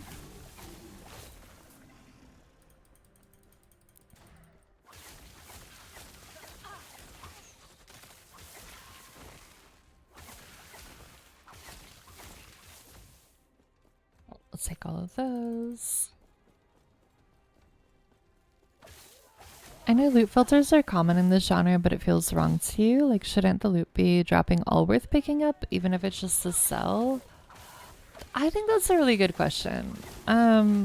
So I have always been, in my very limited experience playing ARPGs, because I'm definitely not like... sorry, my computer's being annoying. I'm definitely not like a pro in this genre by any stretch, but like I have always leaned towards pick up as much as I can to sell it. Even if it's stuff that like I'm never gonna use because I can at least get the currency for it. But I think because the things that drop are RNG, I think the loot filters are trying to make it so that you're not just sitting there for like hours being like, oh, am I gonna use this on my character or not? Is this better than what I have or not? Which is a different sort of mentality than the like pick up everything you can to sell it, which is like how I generally go about it. Obviously in here there's like a lot of loot in the monoliths that I've been just like leaving on the ground because my inventory is not big enough for it, and I learned the hard way that if I use my town portal thing to go and sell stuff to clear out my inventory, it resets the entire echo that I'm in, which is not ideal because otherwise, that's kind of laggy. Otherwise, I would be doing that because I would love to get the gold from the items. But I think the loot filters are more from like an efficiency standpoint, not be like a loot gremlin like me standpoint. Because I'm definitely a loot gremlin and not the most efficient with it. But I just really like being able to sort of like stockpile a lot of currency for when I need it.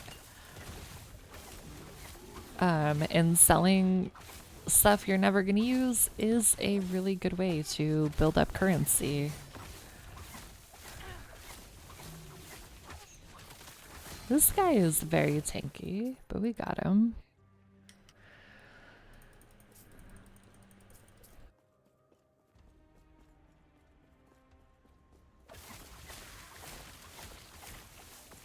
But like for example, like I am hardly ever picking up anything that's of blue rarity because a lot of gold stuff, which is a higher level rarity, is dropping. So like a loot filter that I could put in if I was gonna actually do that, that would be helpful would just be to like not show anything that's blue, because then I'm not even tempted to like maybe pick it up when I like wouldn't be picking it up anyways. Does that make sense? But I also have never actually used loot filters before. I want to say for PoE, it was like an additional thing you had to add on. Like it wasn't built into the game. I could be wrong. Whereas, oh, we almost died. That would have been really bad. In this game, it's like a built-in functionality, so I am more tempted to actually like figure out how to use it and make it work. Where PoE, I'm just like, yeah, fuck loot filters. I'm just gonna pick up everything and sell it and make bank.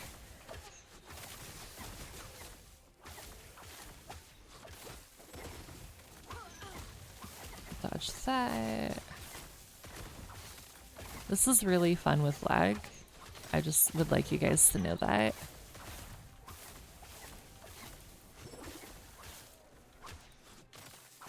I mean, I think we'll get there in the end, but this feels really scuffed.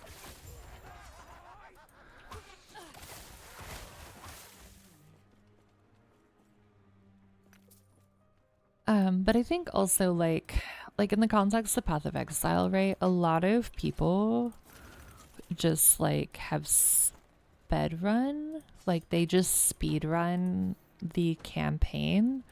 So like my ex who played PoE a lot, I want to say, I'm not 100% sure, but I want to say that he had loot filters to like only, because he did like the same build every time. So like would have loot filters to like show only stuff that like he needed to help that speed run process. Probably over the whole inventory system in these games too, so you probably just want something new and different when it comes to loot drops and inventory management in these games. I feel you so much on that. I totally like if I could have a bigger inventory, like here, I know that I'm blocking part of it. But like this is how big the inventory is, right?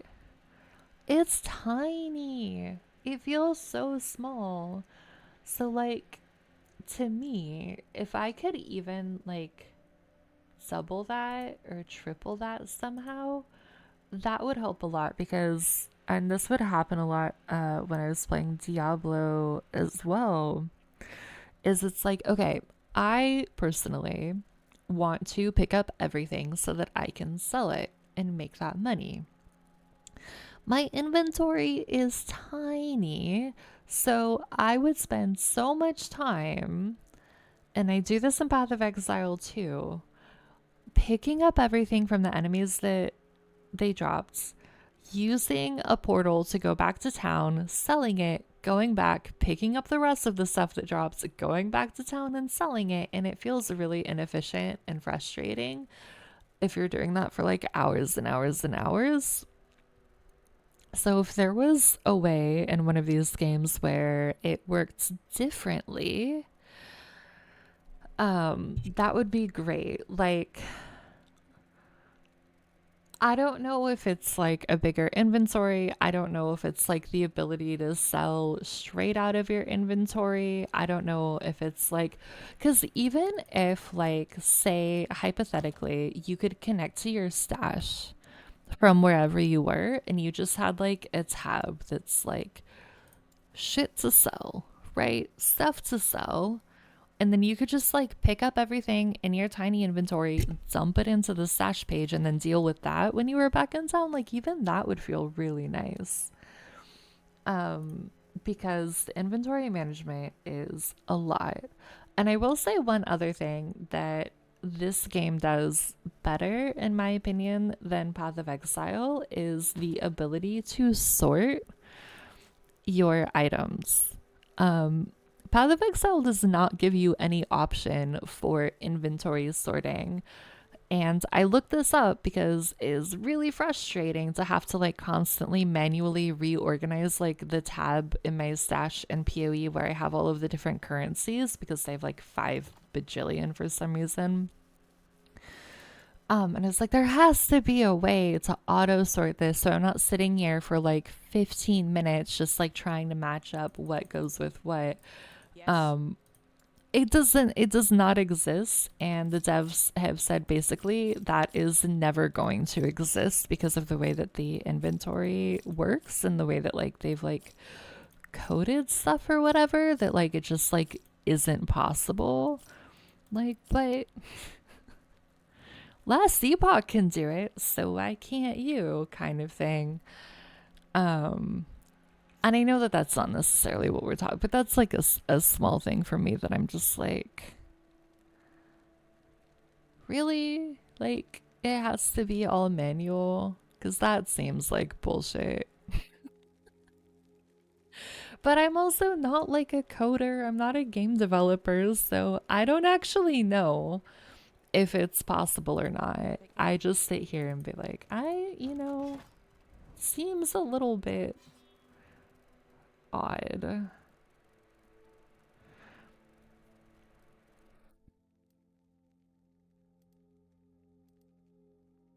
It's all interconnected and a lot of stuff carries over game to game through inertia and people don't always think, is this what we really want? That's true. A lot of it's just sort of like standardized. Like I remember so I played Diablo 3, not for the first time with my ex, but for the second time with my ex.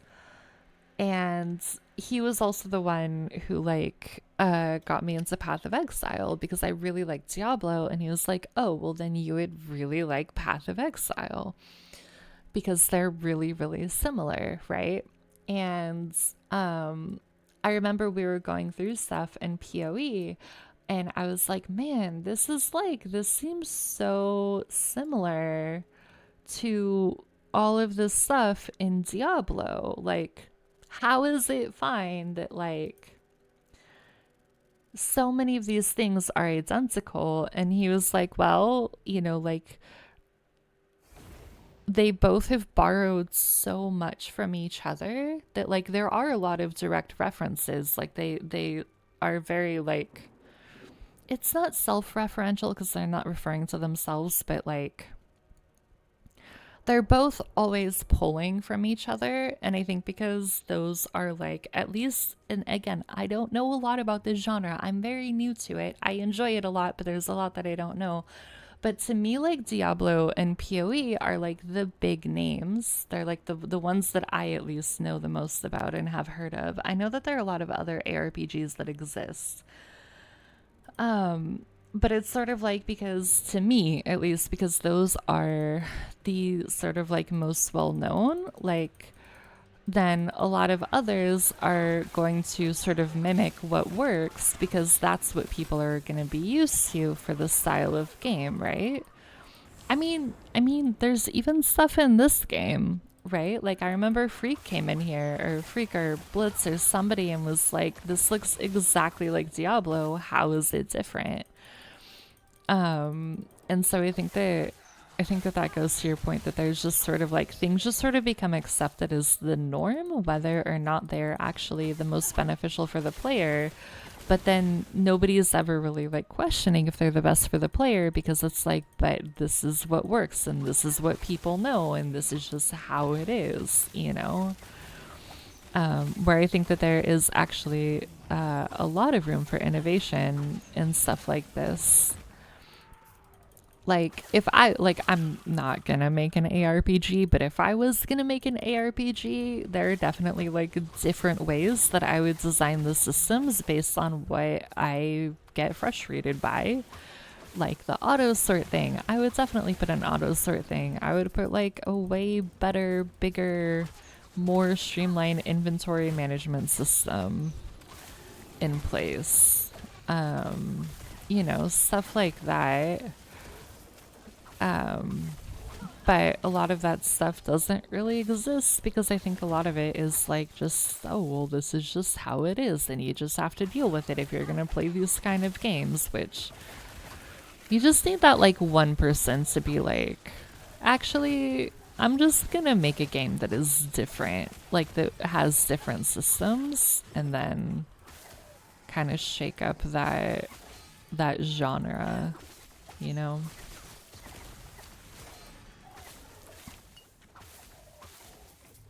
Everything hurts so much in here. I don't like it. Oh, that was it? That was so short. It was like nothing. Okay, well, I'm gonna try and get the additional stability while we're here.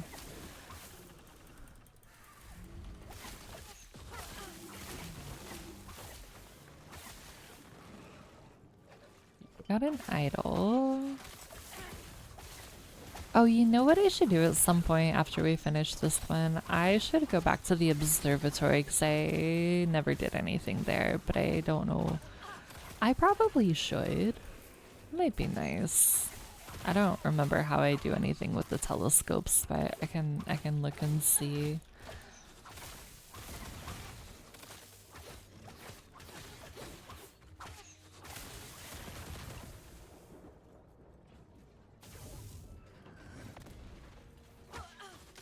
Alright, look at the exiled mage.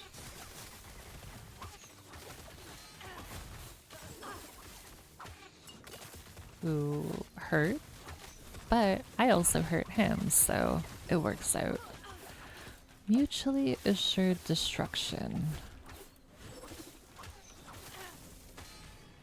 Oh, we almost died though. That would not be good. That would be real bad.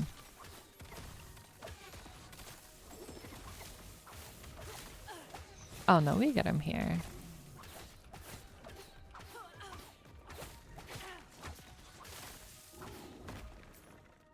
Alright, I'll take that. Oh, hello. You're just hanging out on the stairs? Okay.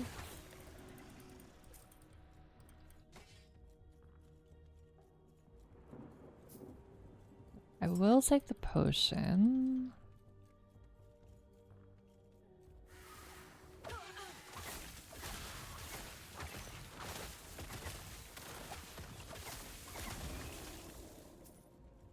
Alright, I want that one too.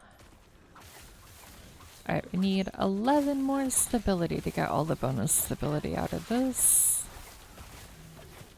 Time to murder.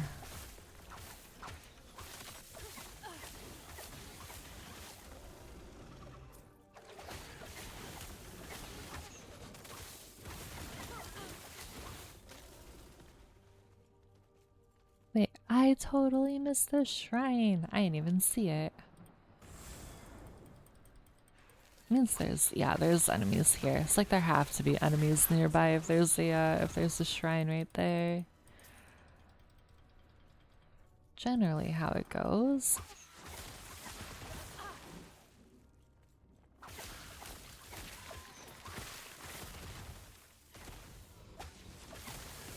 Get these guys.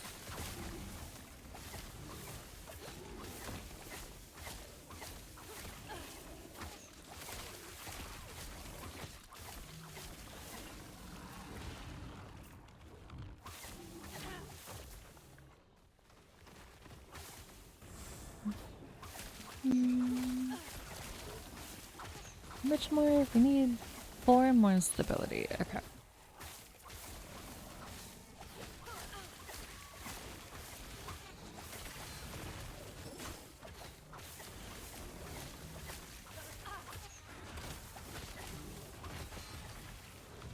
I'll get the glyphs and the runes and the golds.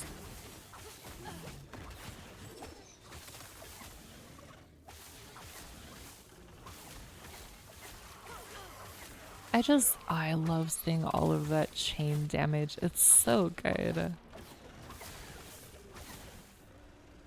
Alright, we can leave now because we got all the stability. Let's get these.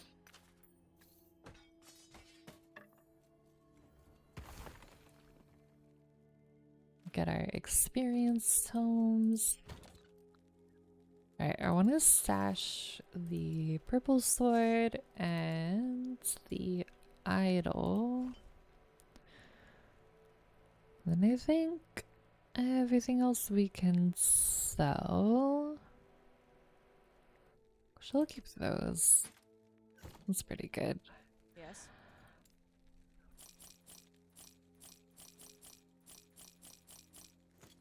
Take care. I think we need a little bit more stability though before we can do... Oh no, actually I lied. We can do the third quest echo right now. Nice.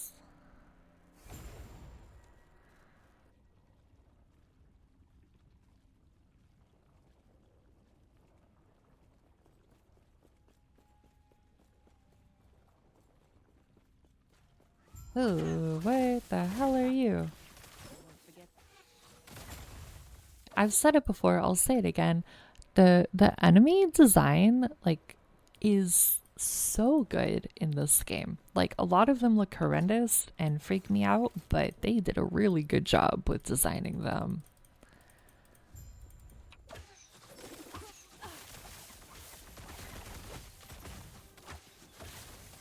Oh, that was okay. You do big AoEs. I see. I see, I see, I see. Oh, now a lot of small AoEs? Okay, big one. I pressed my dash. I don't think I had mana though. I think that's what happened. So I couldn't dash even though I pressed it. Okay. Okay. That was the warm-up. That was a warm-up. This is for reals.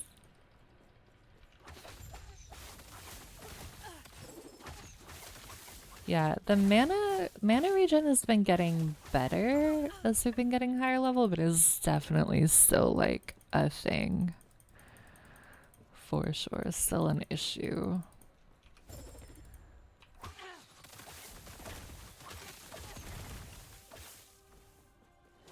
Oh, okay, that you're just gonna start with a totally new attack. That's awesome. I love that. I love that so much. Thank you. Thank you for doing that. Okay, small AoEs. I'm just gonna run over here. What is that? Oh god. Oh god. That's a Final Fantasy mechanic if I ever saw one. Okay. Cool. Let's go again.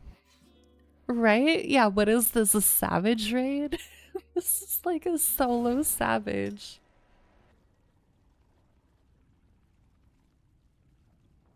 Like that pizza pie mechanic is literally one from 14.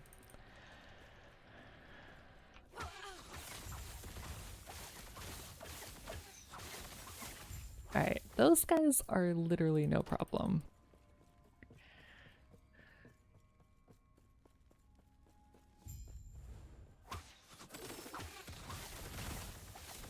Okay, big AoE. Big AoE. Now what's that? Okay. Big line with like a weird shadowy wall thing. Small AoEs. If he did the same attack pattern every time, it would make my life a little bit easier, but I think that's asking for too much from this guy.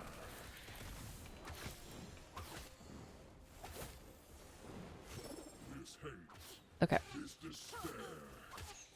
Okay, this is gonna be another like slow and steady wins fight.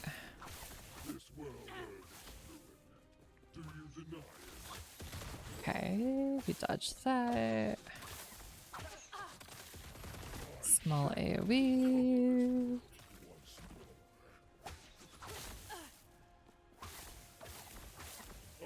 Maybe I didn't need to watch the raid video. Maybe I just needed to do this fight to prep for tonight.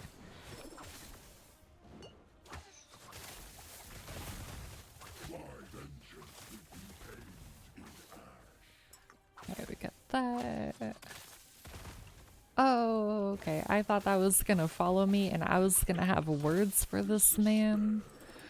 But it didn't, so we're fine. I would like potions. Can you please give me potions, sir? That was so close. Holy cannoli. Okay, potion, potion. Thank you.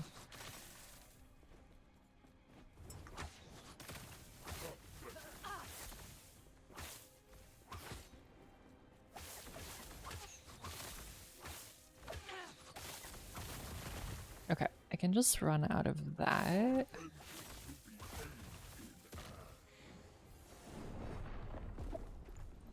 You ran the wrong way. This hate, this despair. I ran into it. Oh man. Okay. We go again.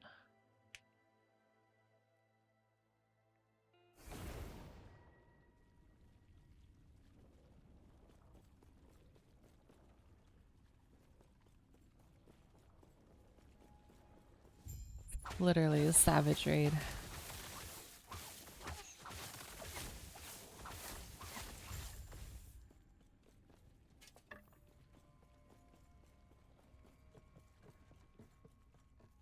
Okay. Alright. I just realized there's like a dead bird on the ground. That is certainly something. Ah, big AoE. Thank you for the follow. Welcome to the chaos. I hope you brought coffee. I'm gonna need like a little treat after I beat this man. This is not really a man. He's like a giant bird, but you know what I mean.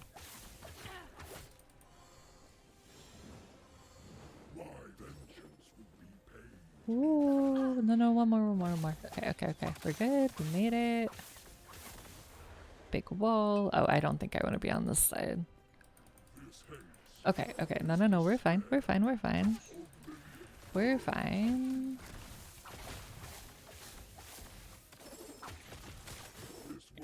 I literally dashed into the AoE, but we made it out.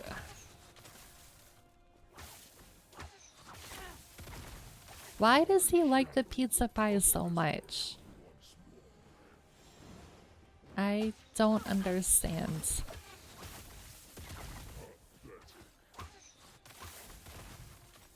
Okay. Okay, big wall.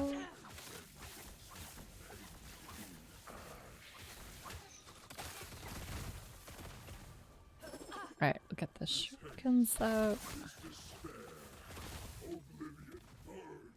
Oh, I ran the wrong way for that, but that worked out somehow.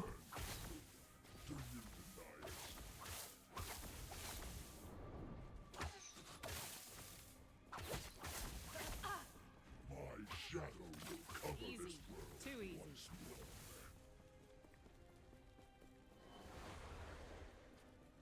Okay. We just have to keep doing this and we'll be fine.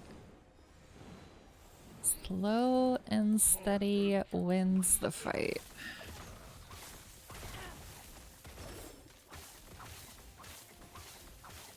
This hate, this despair. Oblivion burns. Okay. Can you like walk over the trap, please? Thank you. My shadow. I pressed my dash, but it didn't go off.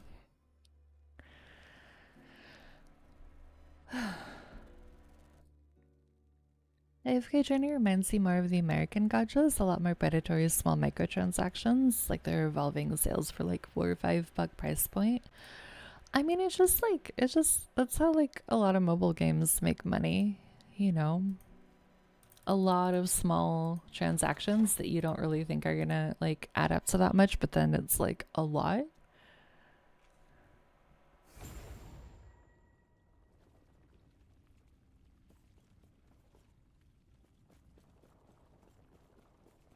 Okay, I'm like sitting up properly now. Um, we're gonna game.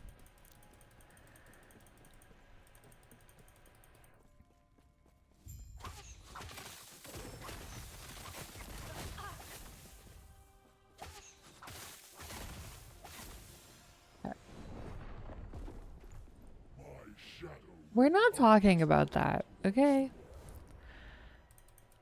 I don't. Nothing happens. I don't know what you guys are talking about.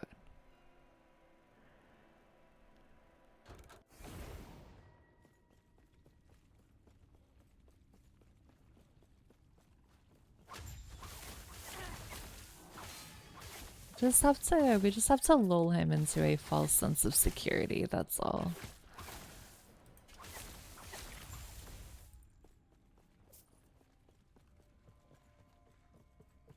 I mean, it's like what? Like what's it called? Candy Crush? Doesn't Candy Crush make like a fuck ton of money each year? But like all their microtransactions are like really small. There's just like a bajillion of them.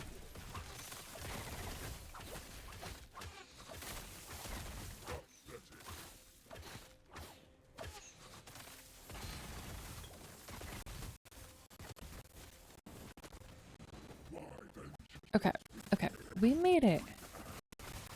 Past the first pizza pie. I don't know how many there are gonna be, but probably a lot. If I had to guess. Can you just walk over the traps, please? Nope, okay. That's fine. I didn't want you to do that anyways.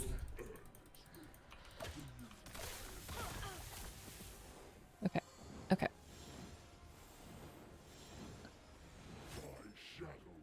I dashed because I didn't think I was gonna be able to run. And I think I was right. I think I would have died if I didn't dash there. Okay, we avoid that.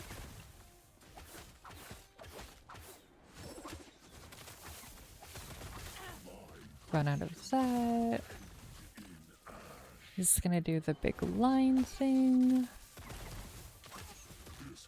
Yeah, if I can get him to like sit in the traps, those do a lot of damage.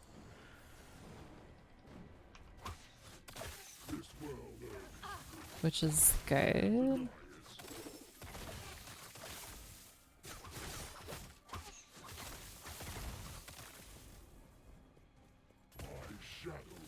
So you can have a phase 2. I'm really worried he's gonna have a phase 2. I'm really worried this isn't gonna be all the fight is. After Majesta, I'm scared, man.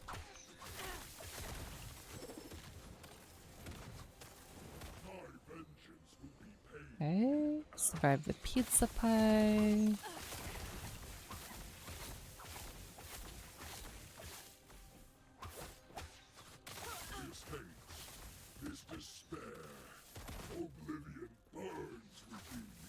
Alright, just gonna eat those traps, which is good. Do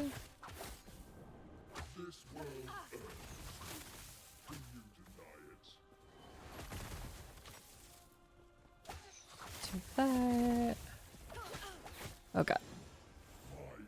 Okay, we go this way.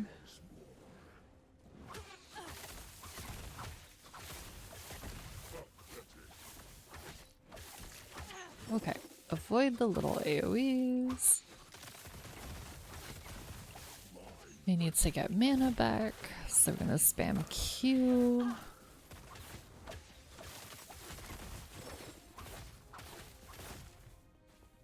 Alright, this is the line.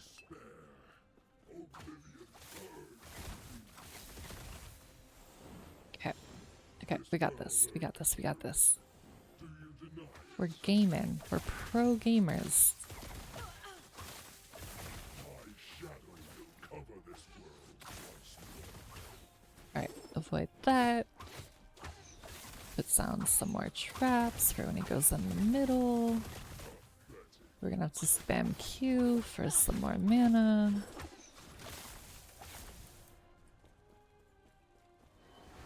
Does the line.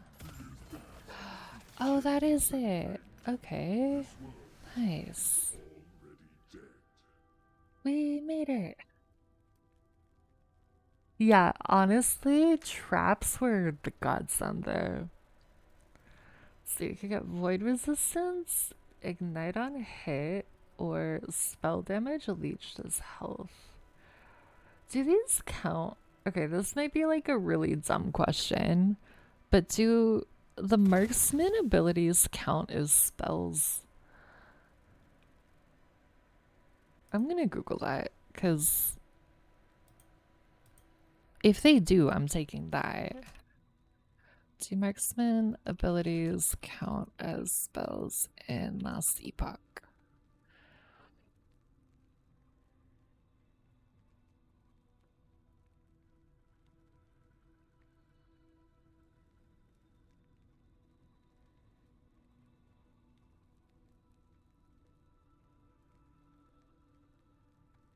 See.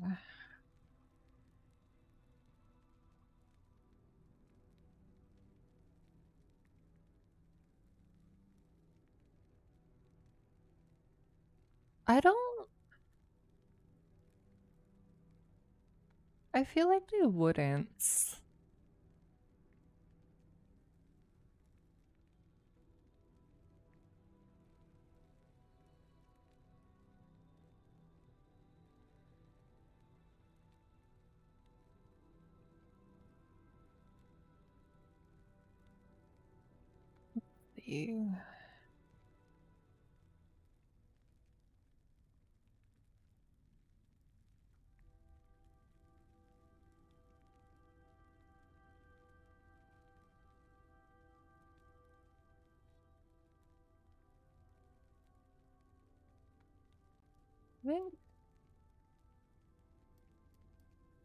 I don't think they count. Okay, I'm sad about that, but that's fine.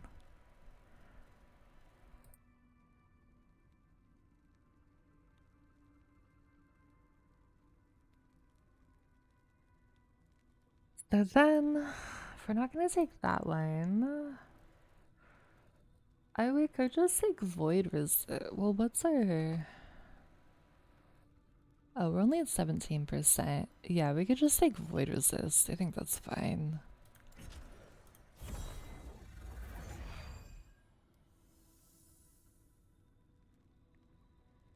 I really like that image of this of the dark shroud of cinders body armor. That is really cool. I don't think I can use it on my marksman, but it looks really neat.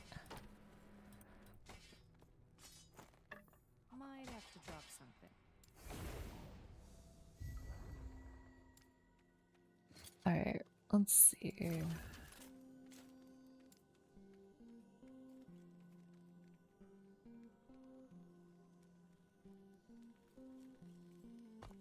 I'm gonna go back here. We're just gonna do some stash and selling stuff, and then I'm gonna take a quick break. I need to get some water. And then we'll keep going. But first, we are going to pop that in there because that was a great body piece.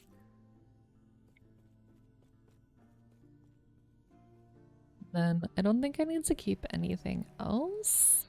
Yeah, I think we can sell all of that.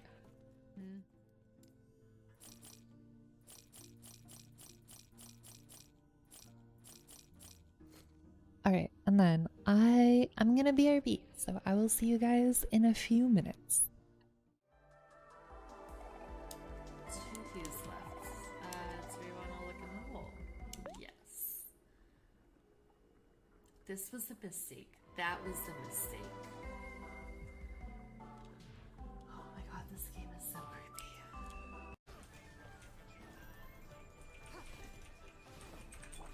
Oh shit, there's a time limit. There's a fucking time limit. What? No. Oh my god. No, we went down. We went here. Okay, apparently we're in the pool. Maybe the Reapers wouldn't destroy everything upon their return if we offered them a good enough deal. Like, why not let the Reapers know about an affordable dinner they can make right in dark space with HelloFresh with so many options to choose from? You'll want to save the galaxy just to try them all. Use code Udina Dick Punch to get your first box free. Look at all the girls. Look at the grounds. Like, look, she's staring at the grounds. I really don't. It's such a random thing. I don't understand it.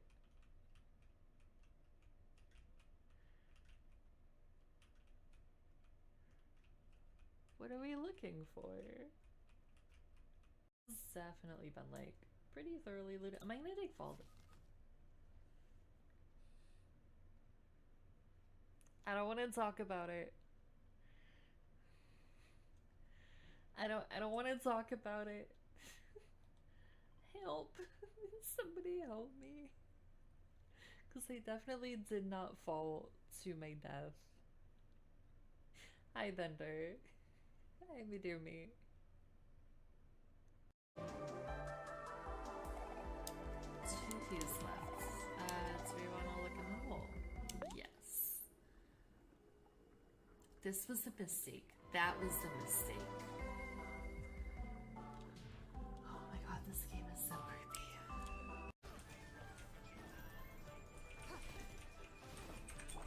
Oh shit, there's a time limit. There's a fucking time limit. What? No. Oh my god. No, we went down. We went here. Okay, apparently we're in the pool. Maybe the Reapers wouldn't destroy everything upon their return if we offered them a good enough deal. Like, why not let the Reapers know about an affordable dinner they can make right in dark space with HelloFresh with so many options to choose from? You'll want to save the galaxy just to try them all. Use code Udina Dick Punch to get your first box free. Look at all the girls. Look at the grounds.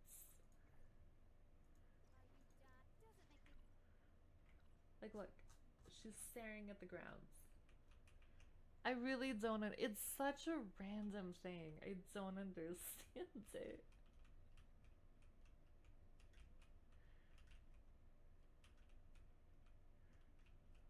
What are we looking for? This has definitely been like pretty thoroughly looted. Am I gonna take fall? I don't want to talk about it. I don't want to talk about it. Help. Somebody help me. Because I definitely did not fall to my death. Hi, Thunder. Hi, me dear me.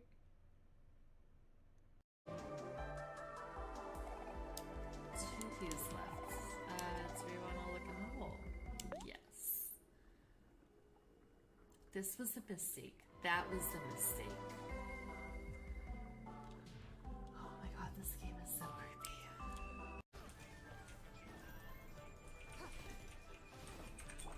Oh shit, there's a time limit. There's a fucking time limit. What? No. Oh my god. No, we went down. We went here. Okay, apparently we're in the pool.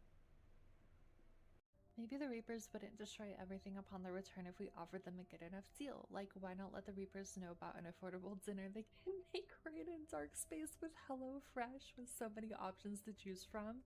You'll want to save the galaxy just to try them all. Use code Udina Dick much to get your first box free. Look at all the girls. Look at the grounds. Like, look, she's staring at the grounds. I really don't. It's such a random thing. I don't understand it.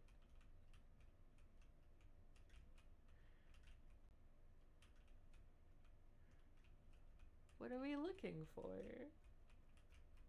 It's definitely been like pretty thoroughly looted. Am I gonna take fall? I don't want to talk about it. I don't want to talk about it. Help. Somebody help me.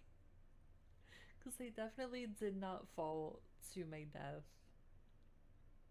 Hi, Thunder. Hi, me dear me.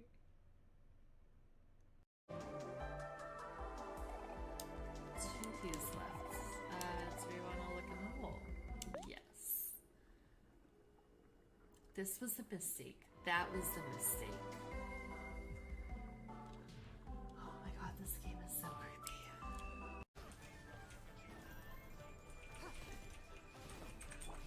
Oh shit, there's a time limit. There's a fucking time limit. What? No. Oh my god. No, we went down. We went here. Okay, apparently we're in the pool. Maybe the Reapers wouldn't destroy everything upon their return if we offered them a good enough deal. Like, why not let the Reapers know about an affordable dinner they can make right in dark space with HelloFresh with so many options to choose from? You'll want to save the galaxy just to try them all. Use. Hello, hello again. We are back with water. It's very exciting. Hydration is important, kids.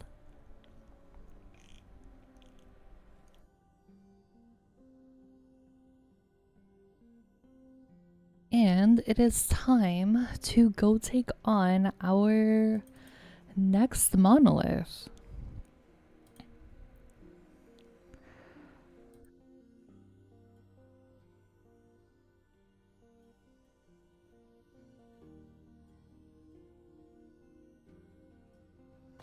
So we're gonna go back. Oh, that's cool. It tells you like which blessing you got at each one. So we should go here because that's level 75. We are not level 75. So we should go to the Stolen Lance one and not get obliterated. Getting obliterated would be suboptimal for sure. So we're gonna go this way. What did I say this was? 60, yeah, 62. We're level 67, so we should be totally fine here.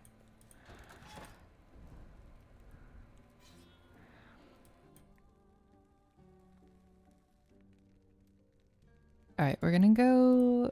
We'll start there. And we're just gonna murder everything that we see again. As is the way.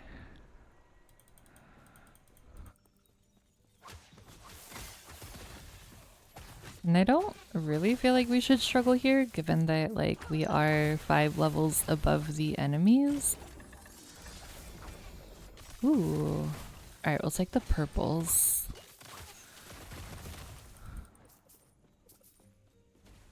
I think at some point I will not be, like, stashing and keeping every single purple item, but for now we're gonna keep them. Right now you're manifesting an AFK journey stream. Do you guys want me to just like overlay it and just let it like run so that you can see AFK journey? Cause I will set that up just for you. You're setting yourself into the Mind Palace framework of watching one. There are like 1 million people streaming it right now, I'm sure.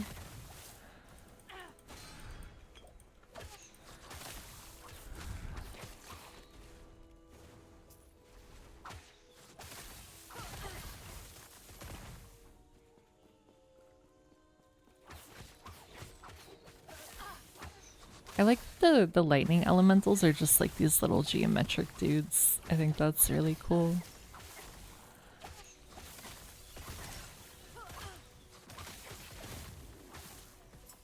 The only thing about AFK journeys that I haven't been able to figure out how to fix this, but like OBS will not pick up the game sound for it. Because I was gonna do an AFK journey stream actually last week. But then OBS decided to be a butt, and so I didn't, and I haven't been able to figure out how to make that work. So that's a big part of why I haven't streamed it, because even though there's like the audio issue and so game sounds are really low, I still think it's nice to have them there, but I literally can't get it to pick up anything for AFK Journey. And that just felt weird to me to like stream it with no sounds, you know? But maybe it would be fine.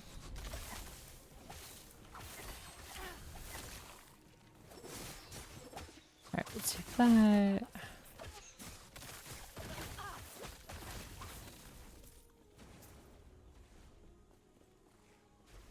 Oh wait, I want the shrine.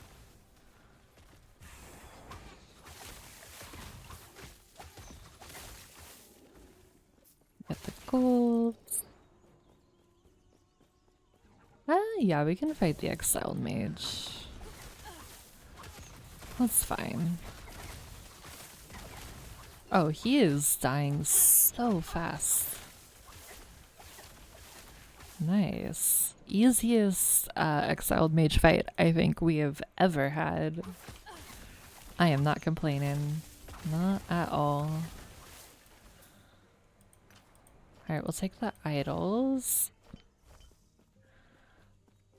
And then we need to go across the map to get the other one.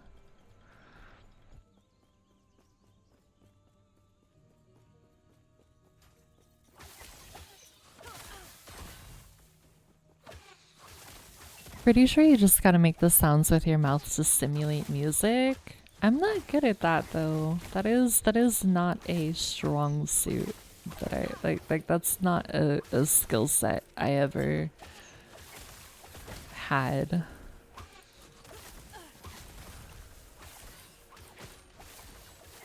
Okay. I was thinking about like beatboxing. I'm pretty sure you're just talking about singing. Are you just talking about singing? Because that would be counted as karaoke, and we know the stance about karaoke here.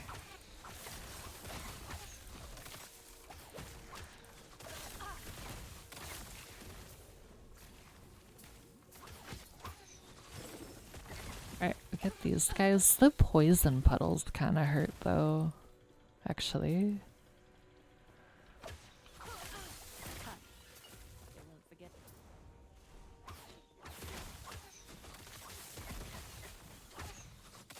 Oh, we got all these guys. Alright, I'll take the shards.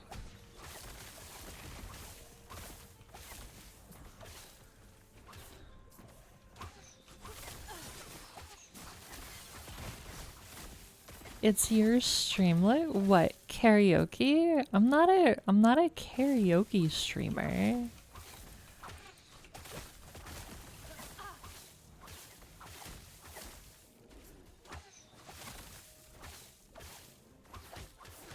When have I ever been a karaoke streamer? Never. Oh, we got all the stability already. That's really nice.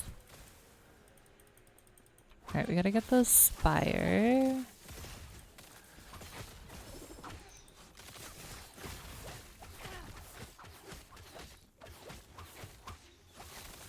Alright, not stand in the poison, because that would be bad. Nice.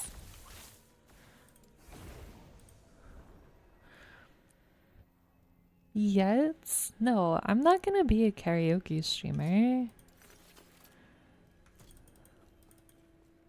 That is not in my future. Our idle tab is gonna be... Okay, let's do a new one.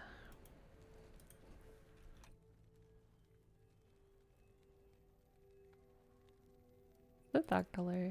No. But that works. Yes. It is a lot of idols. So the max you can have is this little bit right here. Some of them are for different classes. So like the ones with the with like the X on them are for other classes. And then like that's a unique. So actually that should go in the unique tab, the uniques tab. But also like they all have different like stats, and so I just never know what I actually want. So I just keep all of them in case there's a better stat that I will need in the future at some point. Eventually. This is not efficient, but this is how I'm hoarding all of the idols that I ever find. Because I am paranoid that if I get rid of any of them, I'm going to need that stat someday, and it won't be here because I got rid of the idol. So yeah, like some of these, I'm like, I don't know if I'm ever going to make a mage, but I have it just in case I ever make a mage. And like a primalist and stuff like that. But I am, in my heart of hearts, a hoarder. I have accepted this about myself. At least in video games, I'm a hoarder.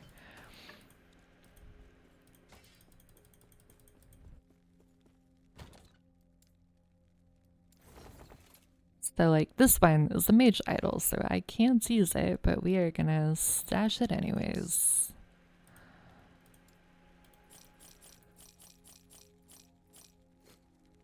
Take care. Okay, let's go for rings.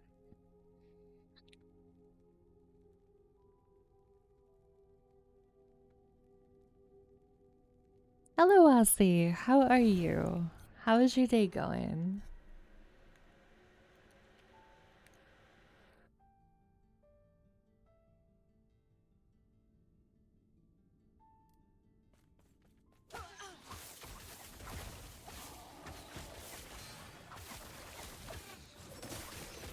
Alright, get all these guys. I just keep a lot of things just in case, but I do that in like every game. A lot of games, except for Final Fantasy. Weirdly enough, 14 is like one of the only games where I don't hoard stuff, and I think that that's weird. Give me pretty much any other game where I have an inventory though, that thing is gonna be full. Been a tiring day, had an appointment, had to run some paperwork across town. Yeah, we hate to do things, truly. I hope it went well though. I'm good. We are just chilling and grinding, slowly getting stronger, which is what we all aim for in life, I suppose.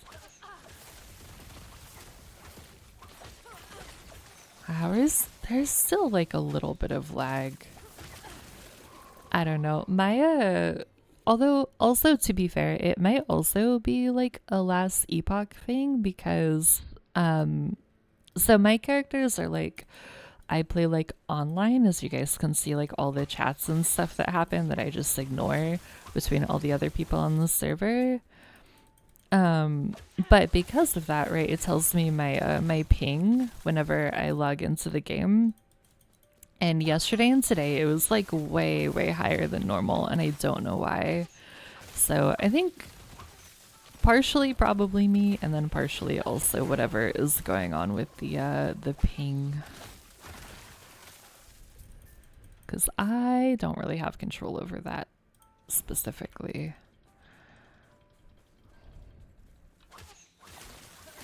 Cause like normally it's like 30 or something. Yesterday it was like 110, and today it was like 60 when I logged in to my my characters. So I don't know what was going on. I do think changing the graphics helps a bit though, which is good.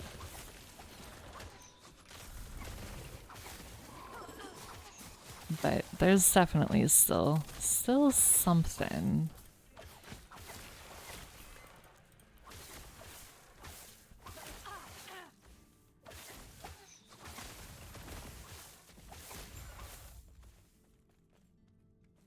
Alright, we have to get the Swarm Keeper now.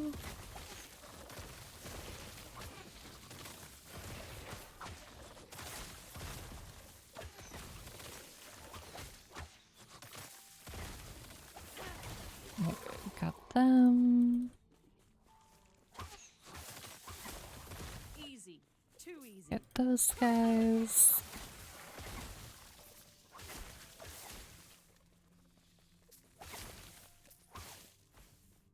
I want the gold.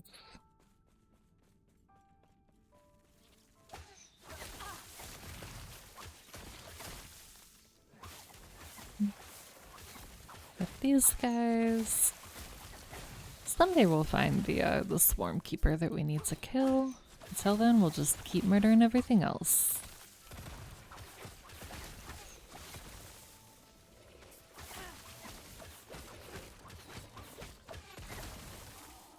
Get those guys.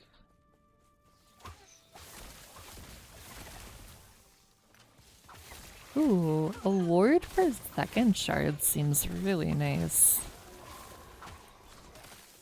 Maybe we'll put that on something like once we get more like end game level gear.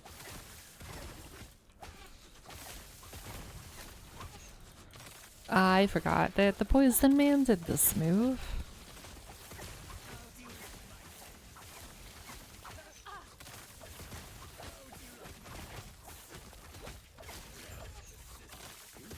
Oh. Why am I so surprised every time that I kill the boss of the Echo? Didn't feel like that was the boss man.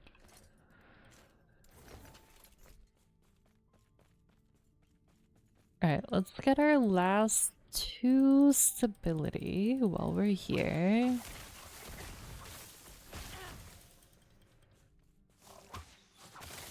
Might as well, right?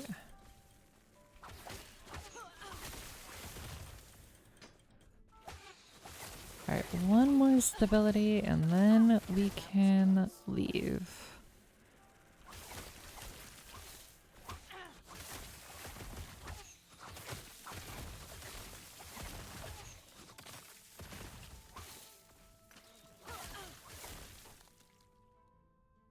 Take that, and then I am just gonna peace out.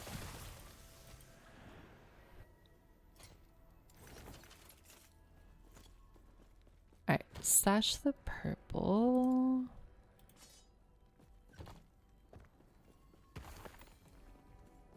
Get the rings.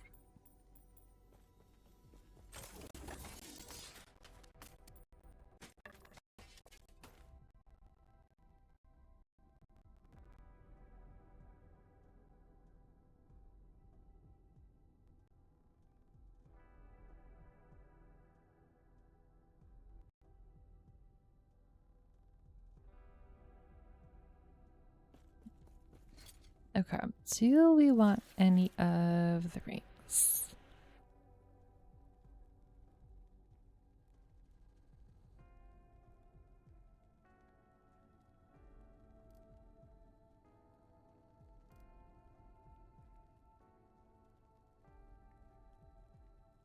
No, I think we're good. I think we're good with what we have.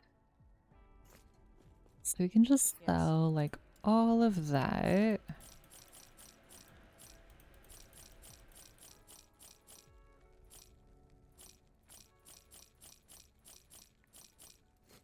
Take care. And we keep on going. Ooh, you could get a set item from that. That could be good.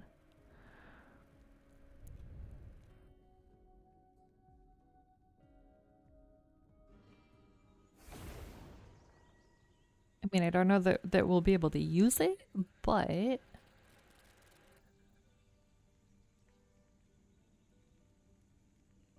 we'll have it and then we'll put it in our stash in the tab for set items. It's all about building our collection of stuff that we're hoarding. That's the true end game, right? Just collects a crap ton of stuff. I know, that's my end game anyways. That is a lot of lag. Holy.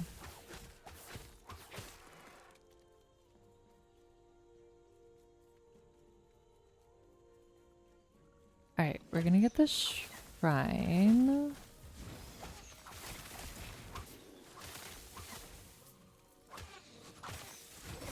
Oh, they're trying to freeze me. I see what's happening here.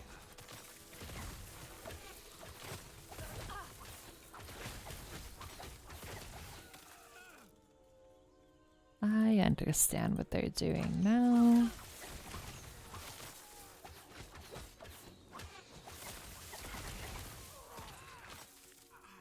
We got that.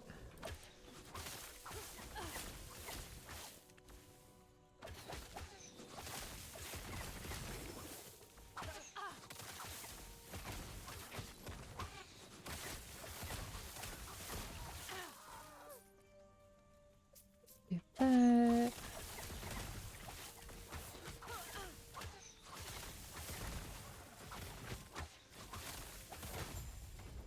Oh, nice.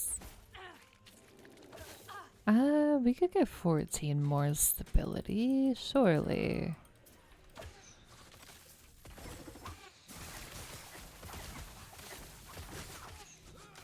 Got some more loot while we're at it.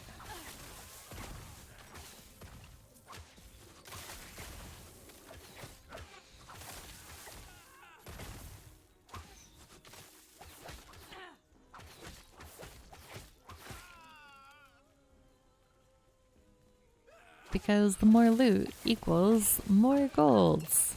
More gold equals I don't know, we just have more golds. Honestly, I'm not spending it on anything right now.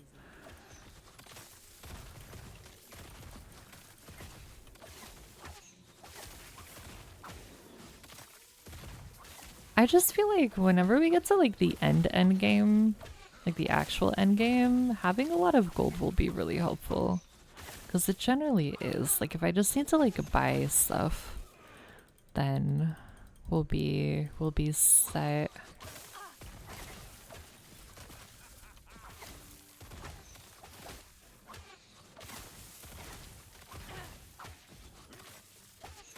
You do have a lot of gold. I do. I wish I had this much gold in real life too. I wish it was this easy to get it. Like just, you know, a casual 500,000 in like 2 weeks, you know?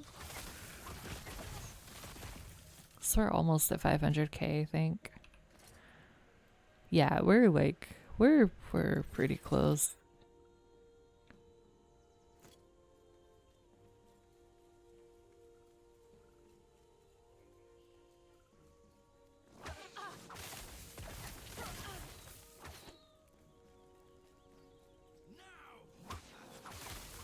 I don't know what I'll use it for, but I think it'll be nice to have.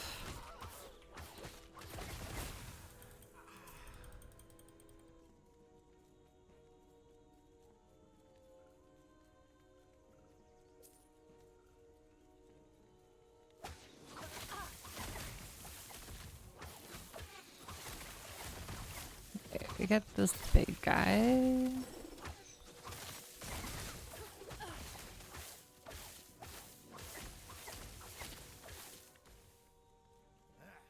Seems like endgame is just doing harder and harder echoes according to the internet. That, you know, that makes sense for what we're going through right now. It makes sense that they would just get progressively harder. So then I have no clue what I would ever use the gold for. Maybe the runes of shattering, but I don't know. Because I think we were well past the point where like the stuff that you can buy is gonna be better than like what you can just find by doing like your daily murders, but I don't know. So I'll just have to wait and see till we get to the like really hard stuff.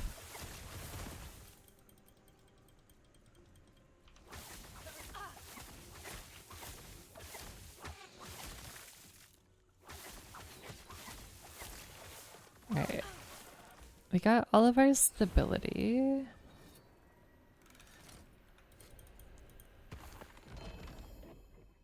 Alright, got a belt.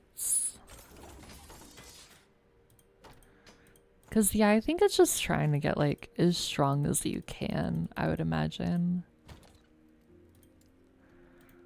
Alright, we'll put that, and then we'll put that.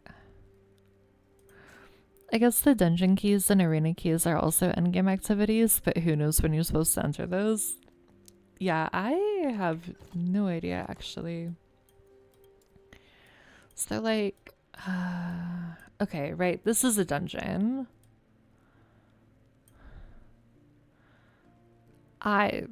It's just always on the map. It's just always been there. So like, I guess you could just go in as soon as you get a key, because it doesn't look like it's like level locked at all, right? It doesn't have like,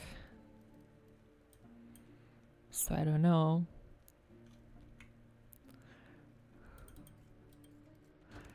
That is going to be something that we figure out another day, probably. Because I do have some keys. We've gotten some keys from doing the monolith.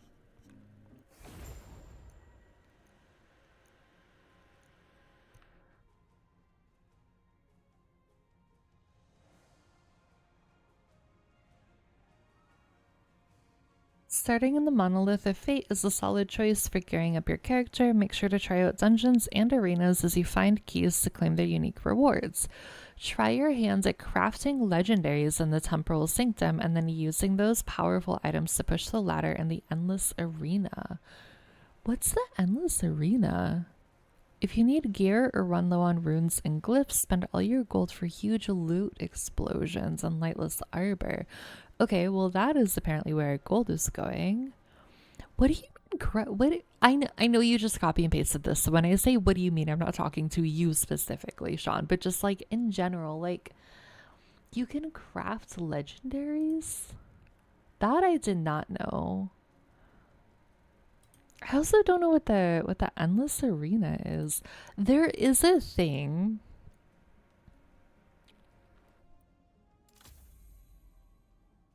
I haven't really looked at this, but I know that it exists. Like there's a leaderboard. I've never thought about what it's for and if it's gonna load. But I wonder if this is for the Endless Arena. 3,000 waves. Holy canoe. Oh, that it shows you what skills everybody has. That's interesting.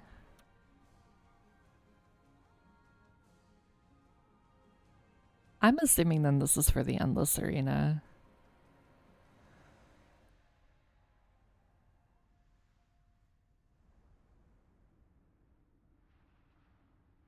That goes right at top 50. And then what about hardcore? I don't know what the difference is, except for that hardcore is probably harder than normal. But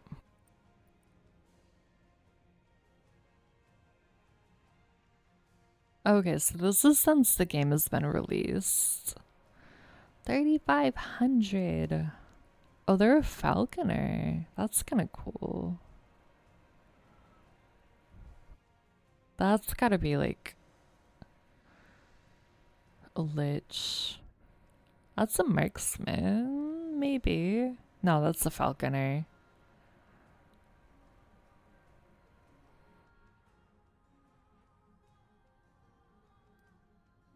I wonder how long 3,500 waves of enemies takes, because that's gotta be a long time. I'm also really curious about crafting legendaries because I did not know that that was the thing. Like, obviously, right, we can, like, I knew about the crafting to add stat bonuses, but oh, maybe I'll actually use the forge next time we go back, because I have just been ignoring it because it's like, what am I gonna use that for here? I'm really glad that she's murdering everything because I just stood still on my screen for like 5 seconds. Holy leg.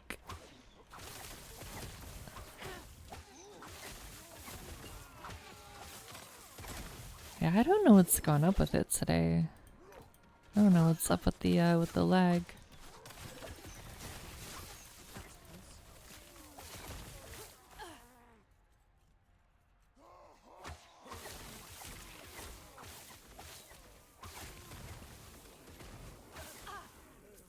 Maybe we do try a dungeon then, because I do have keys.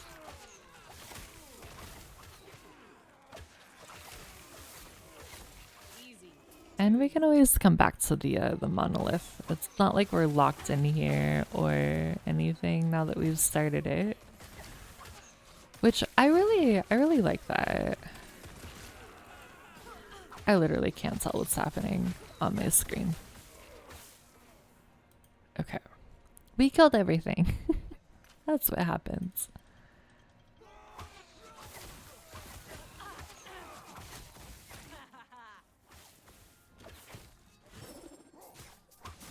Alright, get these guys. Somehow we are still alive. I don't know how. But a win is a win. I'll take it. I literally don't know. Okay.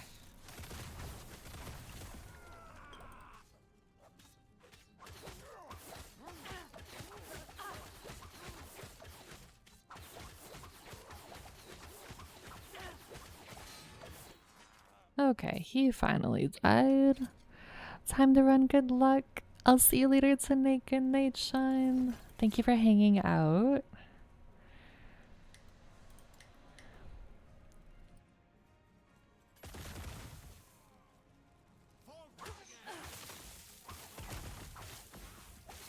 Get these guys.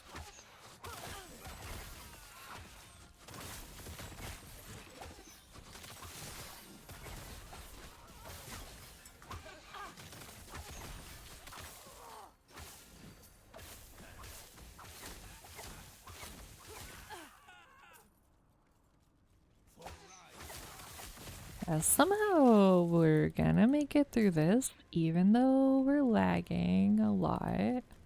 Can I go through the fire? No. Okay, that makes sense. It would be weird if I could, I think.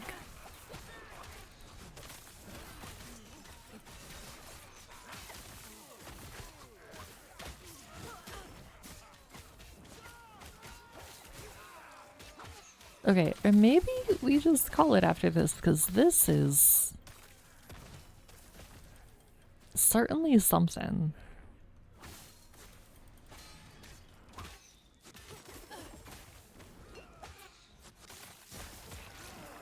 I don't know what's happening. I'm just pressing buttons and hoping I'm not dying.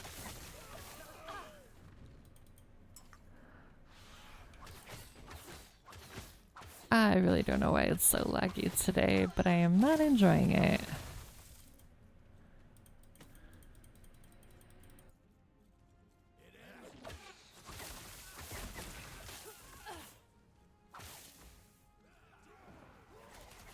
Okay, time to maybe murder more things.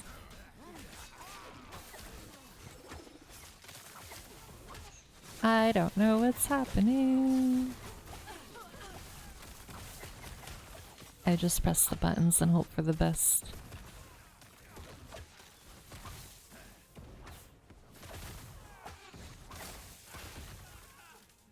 Yeah, this is not good at all.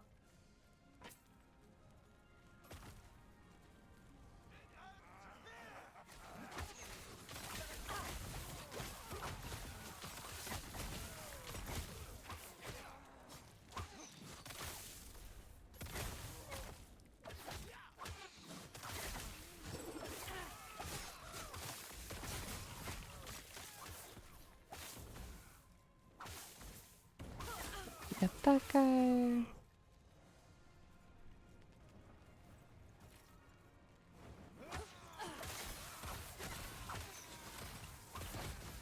Okay, pretty sure we have to clear out all of these guys before we can challenge the chieftains, unless they're down here and I just can't tell because I don't know what's happening on my screen right now.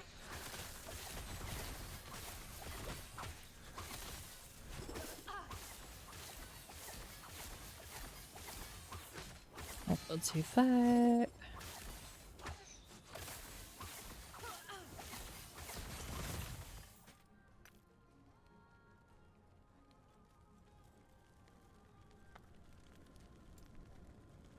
Oh, okay. The horn's gone, so we don't have to fight him. Nice. I'll take it. Alright, we're gonna sell everything. And then I think I am gonna call it here. I think I'm gonna raid out to somebody because the lag is very frustrating and I am not enjoying it and I don't know how to fix it. But we made a lot of progress today. And hopefully it will not be as laggy next week because it would be really nice if it was like cooperating. um but I am gonna who do I want to send you guys to?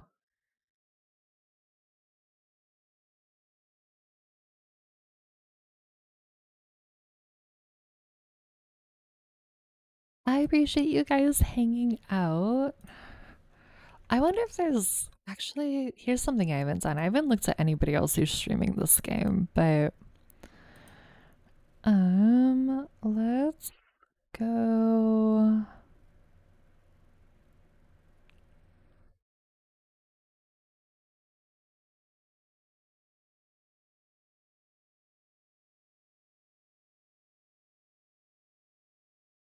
Hmm.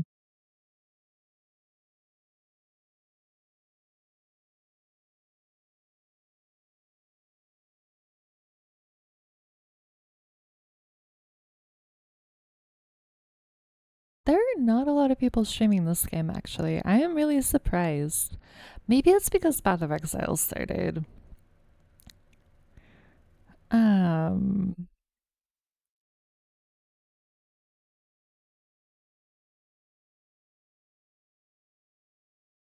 and so maybe people just like went to that.